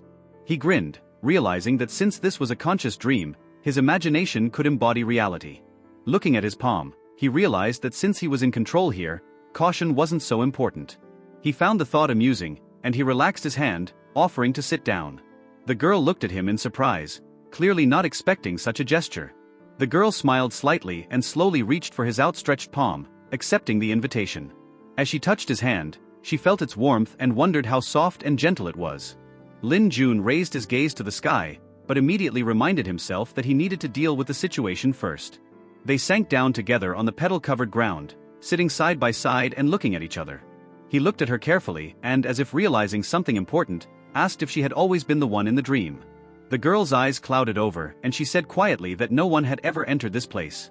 She pressed her hand to her chest and said with a slight smile that she had always been the only one here except for him. Lin Jun tilted his head, looked at her carefully and noted that she looked like Rapunzel. Looking at the garden, he realized that she lived here in eternal peace, as if in a fairy tale. But as he sighed, he thought that even though he understood her loneliness, he couldn't truly help her. Lin Jun looked at the girl carefully and calmly said that the feeling she was experiencing was loneliness. He explained that she was lonely because she had always been isolated and no one could understand her. The girl pondered, her voice full of bitterness. She was never tried to understand, only feared. Lin Jun frowned, realizing that she perceived her loneliness as a result of thinking. But then he smiled, raised a finger, and with a slight slyness, said the ancient wisdom, "Man thinks, God laughs." Lin Jun waved his hand and suggested that he didn't think about the real meaning of this phrase. He then added with a slight smile that if God saw such a beautiful thinker, he would surely smile warmly. The girl opened her eyes wide, her lips trembling slightly as if it was the first time she had heard something like this. Lin Jun continued, suggesting that perhaps the reflection would no longer be painful, but a connection to a higher mind. He extended his hand, smiling sincerely, and asked with a sly glint in his eyes if she found this theory quite romantic. The girl looked at Lin Jun with slight surprise and noticed that he sounded like a true romantic. He smiled carelessly, ran his hand through his hair and admitted that he was romantic to the extreme. Then his look became more serious, and he said that perhaps that was why they could talk so freely. The girl nodded, thoughtfully noting that if he appeared in her dream, it meant that they already understood each other. Lin Jun grinned, his mood had noticeably improved, and he curiously thought that philosophical compliments sounded surprisingly pleasant. Lin Jun smiled slightly and quietly remarked that it meant she approved of him. He then resolutely clenched his palm into a fist and announced that he wanted to ask for a favor. He took a step forward, bowed to her, and said earnestly that it was his most sincere wish. The girl looked at him confusedly, her voice trembling as she asked him to continue. Lin Jun smiled enigmatically, and there was a slight intrigue in his voice as he asked his question. Lin Jun extended his hand and with a slight smile, he offered the girl to be his friend. She opened her eyes wide, her lips trembled in surprise, and she faintly exhaled a short "huh." He quickly realized that because of her habit of solitude, she might instinctively reject the offer. The girl hesitated, her voice unsure as she repeated the word as if tasting it. Lin Jun nodded softly, explaining that even in the most beautiful place, loneliness would eventually get boring. Lin Jun smirked, his thoughts quickly jumping from the topic of socializing to advertising and then to recommending books. He decided that even if it wasn't his bookstore, he wouldn't be himself if he didn't recommend something. As he pondered, he realized that if he was able to create a costume, he might be able to recreate the book from memory. Opening it, he froze for a moment, looking at the pages as if checking to see how well his ability had worked. Then he held the book out to the girl with a smile, saying that he would give it to her as a gift from a friend when they first met. The girl gently pressed the book to her chest and sadly noticed that no one had given her a gift in a long time. She looked at Lin Jun and confessed that she had nothing but this tree, fruits, flowers and honey. Her face then lit up with a slight smile and she offered to take one of the fruits as a token of her gratitude. Lin Jun thought for a moment and then blushed slightly, realizing that he hadn't even noticed how generous she was. He shifted his gaze to the tree, looking at it in surprise, only now realizing that its fruit was golden. Lin Jun brushed it off with a slight smile, saying that this fruit had no value to him at all. However, after looking at the flowers, he thought that since he had a chance, it would be nice to get his hands on something rare. Turning his gaze back to the tree, he asked with interest if the fruit could be eaten raw. The girl smiled softly, her voice sounding confident as she assured him that of course they could be eaten. Suddenly, one of the fruits noisily fell right into his hands, causing him to open his eyes in surprise. Lin Jun carefully picked up the fruit, scrutinizing its smooth surface, and thought that this sight was like a painting. His gaze became thoughtful, and he asked himself what this amazing fruit tasted like. Making up his mind, he opened his mouth wide and took a bite with gusto, instantly feeling the unusual texture. His face showed a slight surprise as the fruit was crunchy, sweet, and didn't even have a bone. The girl looked at him carefully, her voice soft as she inquired if he liked the taste. Lin Jun closed his eyes and noticed with a slight smile that the fruit was quite sweet. But suddenly, his expression changed and he felt something strange, as if his consciousness was starting to tremble. He looked up and saw space crackling around him, realizing that he might be starting to wake up. Looking at his hand, he realized that since this was just a dream, he couldn't take the sensation seriously. Sighing, he looked at the girl and despite his reluctance to leave, he quietly said that he had to go. The girl silently looked at Lin Jun, her fingers lightly squeezing his hand as if unwilling to let go. Suddenly, the space trembled, and she lost her balance and fell straight into his embrace. Finding herself so close, she whispered softly that she hoped to see him again when night fell. Her lips curved into a mysterious smile, and a warm light flashed in her eyes, full of expectation. Lin Jun froze, looking at her in confusion, not knowing what to reply to such a parting look. A shimmering haze enveloped the tree, and the girl whispered hopefully that they could meet again in this dream. Somewhere else, in a gloomy alleyway, a hooded man slowly lit a cigarette, the flame illuminating his face for a moment. He exhaled the smoke thoughtfully, and admitted to himself that choosing her this time might have been a mistake. But then he added with a cold chuckle that the other choices would have been even worse. Staring into the darkness, he said hoarsely that he had already betrayed his mentor and killed his apprentice, and now it was impossible to change anything. The hooded man narrowed his eyes and asked incredulously what was so special about this mission. He listened intently as it was explained to him that the girl was not just a local, but a being whose existence defied logic. The conversation then turned to another man whose fate should have been cut short long ago, but somehow changed. Hiding in the shadows, he wistfully noted that both of these men were connected to the 23rd Street bookstore. His voice grew colder as he finally pronounced that it was clear now, but had he been reminded of his assignment? The hooded man answered briefly in the affirmative, signaling that he remembered his assignment. He was reminded that his objective was to gather information about the bookstore and its owner. All he had to do was determine the threat level and study the location of the building. The hooded figure took a deep drag on his cigarette and asked with a smirk if he would return with good news. But instead of answering, his silhouette vanished into the darkness, leaving behind only a momentary gust of wind. The hooded man slowly exhaled the smoke and grinned, remembering the rumors of the creature that had returned, even stronger. He mockingly thought that even a horror writer wouldn't use such a ridiculous plot device. His gaze darkened, and he muttered that he hoped there was a mistake in the information he had received. Stopping in front of the building, he glanced at the sign and confirmed to himself, it was a bookstore on 23rd Street. Someone was moving outside the window, and the shadow of the person inside matched the description, leaving a sense of ominous inevitability. There was an oppressive silence in the store as the mysterious visitor cautiously looked around, not feeling the slightest magical reaction. As he climbed the stairs, he frowned, a thought creeping in. Could the higher-ups have made a mistake in their suspicions? His gaze lingered on the demonic statue with the burning eyes, but it only stared back in silence. The only locked door remained in front of him, behind which a faint but strangely ordinary presence was felt. He relaxed, realizing that his anxiety had been in vain. The task was easier than expected. The stranger grinned, thinking ironically that an ordinary bookstore could hardly hide a monster. He reached confidently for the doorknob, determined to deal with the shopkeeper now. In his mind he was already imagining the reaction of his colleagues when he reported that he had easily dealt with this man. The door opened noiselessly, and he was faced with a room bathed in the mesmerizing glow of flowering trees. His gaze froze on the figure lying peacefully amidst this magical landscape, causing a sudden shiver. Amongst the flowering trees, wriggling dark branches suddenly broke through, emitting an ominous energy. The cloaked figure recoiled back sharply as the shadows around him began to move and encompass his body. He froze in fear, feeling something dark pressing against him, robbing him of the strength to move. His hand shook as he slowly turned the doorknob, trying to keep his composure.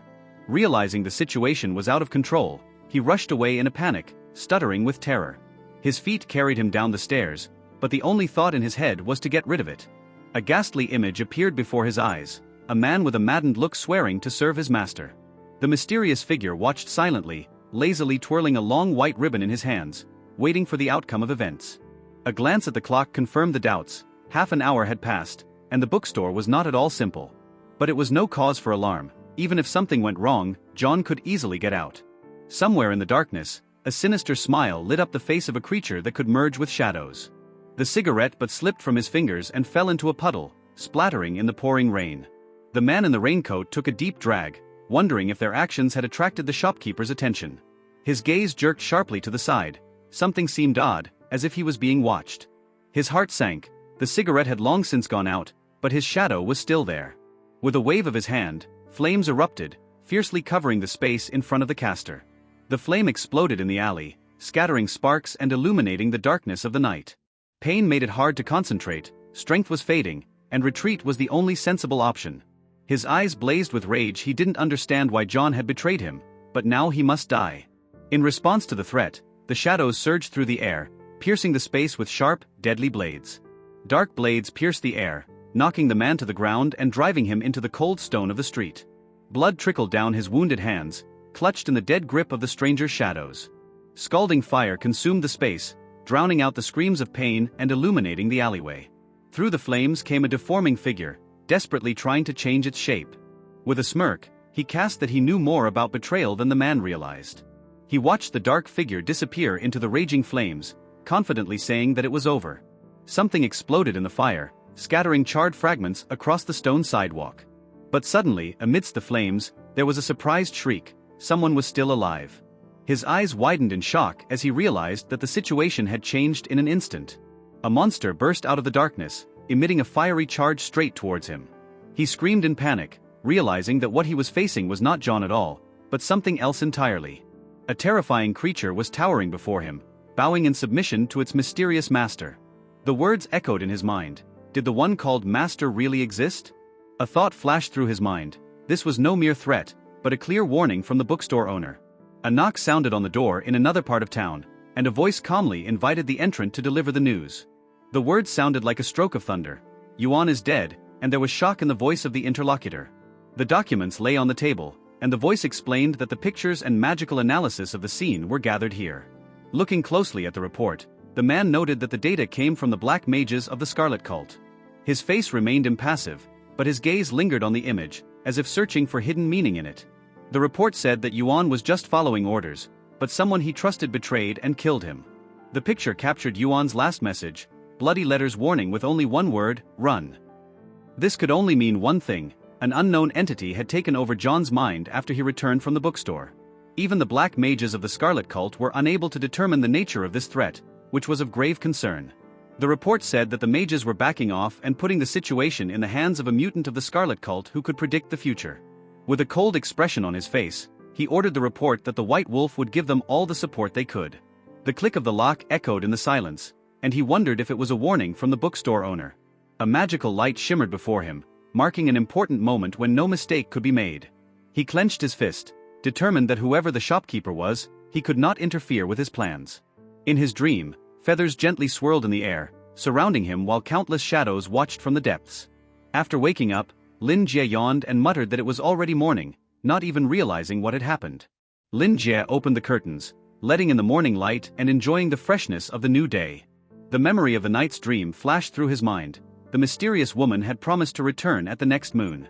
He yawned, glancing at the alarm clock that showed 6:30, realizing it was time to get up. Hot tea brewed in the kitchen, and the bathroom reflected his usual morning routine. While brushing his teeth, his friend was suddenly alert, as if something unexpected had caught his attention. He ran his tongue over his teeth and felt strangely uneasy, as if something was wrong. Opening his mouth wider, he froze in shock. He suddenly had 8 new teeth.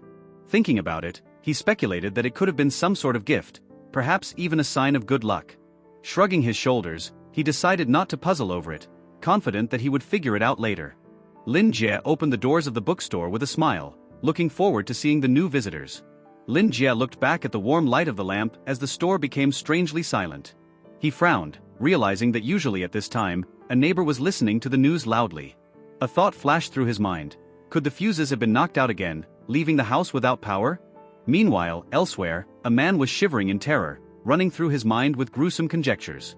A look of panic froze on his face. Had the bookstore owner already started to act? Lin Jie knocked on his neighbor's door, deciding to check if he was all right. A sudden shout from the other side made him flinch in surprise. He wondered if something was wrong, since it was suspiciously quiet today. The neighbor was sweating in panic, thinking that in the movies those who are exposed always die. Gasping with fear, he immediately grabbed the remote control and hurriedly turned on the TV.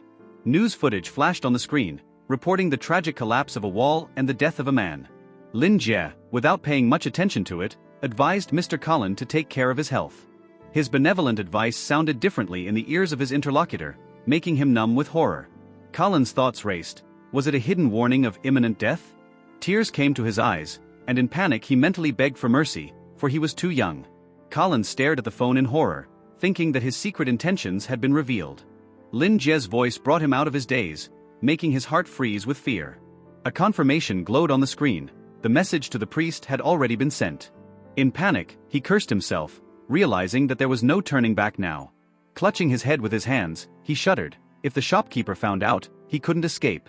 Cullen grasped the priest's hands in desperation, begging him to save his poor soul. But after swallowing, he quickly pulled himself together and assured Lin Jie that everything was fine. Lin Jie lightly shrugged his shoulders and, seeing no reason to worry, decided to leave him alone. However, he had a lingering feeling that his neighbor was hiding something, and he contemplated a conciliatory gift. The ringing of a bell heralded a new visitor, and Lin Jie greeted the guest with a smile. Lin Jie noticed the new visitor appear at the door, and was pleased to note that it was someone unfamiliar. The girl stopped at the threshold, her gaze sliding around the store, and a doubt flashed through her mind. Was this the bookstore mentioned in her father's documents? Her eyes darkened in thought for a moment, but she didn't utter a word, tensely assessing the surroundings. Lin Jie extended his hand in her direction in a friendly manner and asked if there was anything he could help her with. The girl silently stood still, her posture remaining wary, as if she was trying to figure out what she had gotten herself into. The girl stared intently at Lin Jie, expecting to see something unusual, but was confused. Looking around, she noticed that the bookstore looked completely normal, without any oddities. Lin Jie confirmed that he was the owner and assured her that it was fine to just browse the books or buy something. She watched him, pondering that he didn't look imposing at all, more like an ordinary salesman. Folding her arms, the girl frowned, wondering if her father had made a mistake in giving her information about this place. The girl irritably pondered that she had come all this way in the rain for nothing, believing her father's words. She crossed her arms and asked defiantly if it was true that you could get anything here. Lin Jie smiled, wondering what unusual desires young people could have these days. With a slight chuckle, he added that he was willing to fulfill her request as long as it wasn't too strange. Without hesitating, the girl slapped her palm on the table with force, showing that she wasn't going to back down. The girl glared at Lin Jie and declared that she wanted to arm wrestle him. He blinked confusedly, trying to comprehend why someone would come to the bookstore with such a request. She frowned, realizing that such a desire didn't fit into the standard options for interacting with books. Lin Jie narrowed his eyes, suspecting that there was clearly more than just a random whim behind this. The girl squinted her eyes as she assessed his reaction, confident that he was capable of understanding a lot from the smallest details. The girl looked a little disappointed, which confirmed she didn't just come here to hide from the rain. Lin Jie was getting more and more confused, not understanding why she suddenly decided to have an arm wrestling competition. He wondered if someone had talked about his store recently, as strange customers were coming in more and more often. Going through his memory of recent visitors, he stopped at one name that made him wary. Narrowing his eyes, he noticed that the girl resembled Joseph in some way, a thought that left no doubt.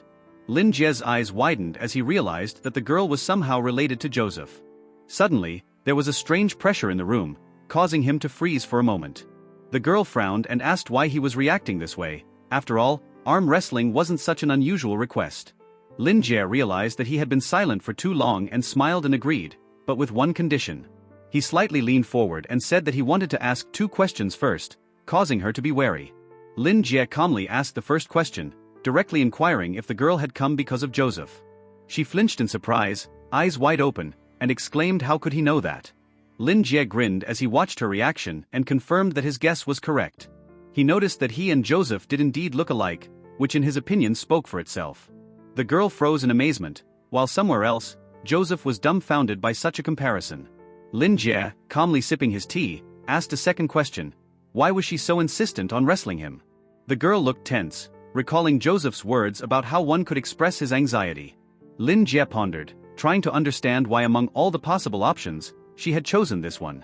With a smile, she explained that arm wrestling allowed him to show strength but still maintain a friendly atmosphere. Lin Jie squinted his eyes, mentally wondering if Joseph was really teaching his children such strange things. Lin Jie tiredly swiped his hand across his face, deciding not to dwell on the strange logic of her upbringing. He pondered over the rules of the game, and then suggested that the winner should be the one who wins twice. The girl happily agreed, confirming that these were fair terms, and prepared for the duel. Lin Jie squinted his eyes, realizing that she probably just wanted to vent her anger, and the object was him. Sighing, he mentally apologized to Joseph, deciding not to hold back for her sake. The girl held his hand with ease, noting that his strength seemed quite ordinary for a man. She thought her father was the only one she'd ever really had to strain against in a fight like this. But before she could realize what was happening, Lin Jie effortlessly started counting down. On 1, her hand was already trembling, on 2 her stance staggered, and on 3 he easily pinned her to the table. With an expression of shock, she froze in place, unable to believe that she had lost so quickly.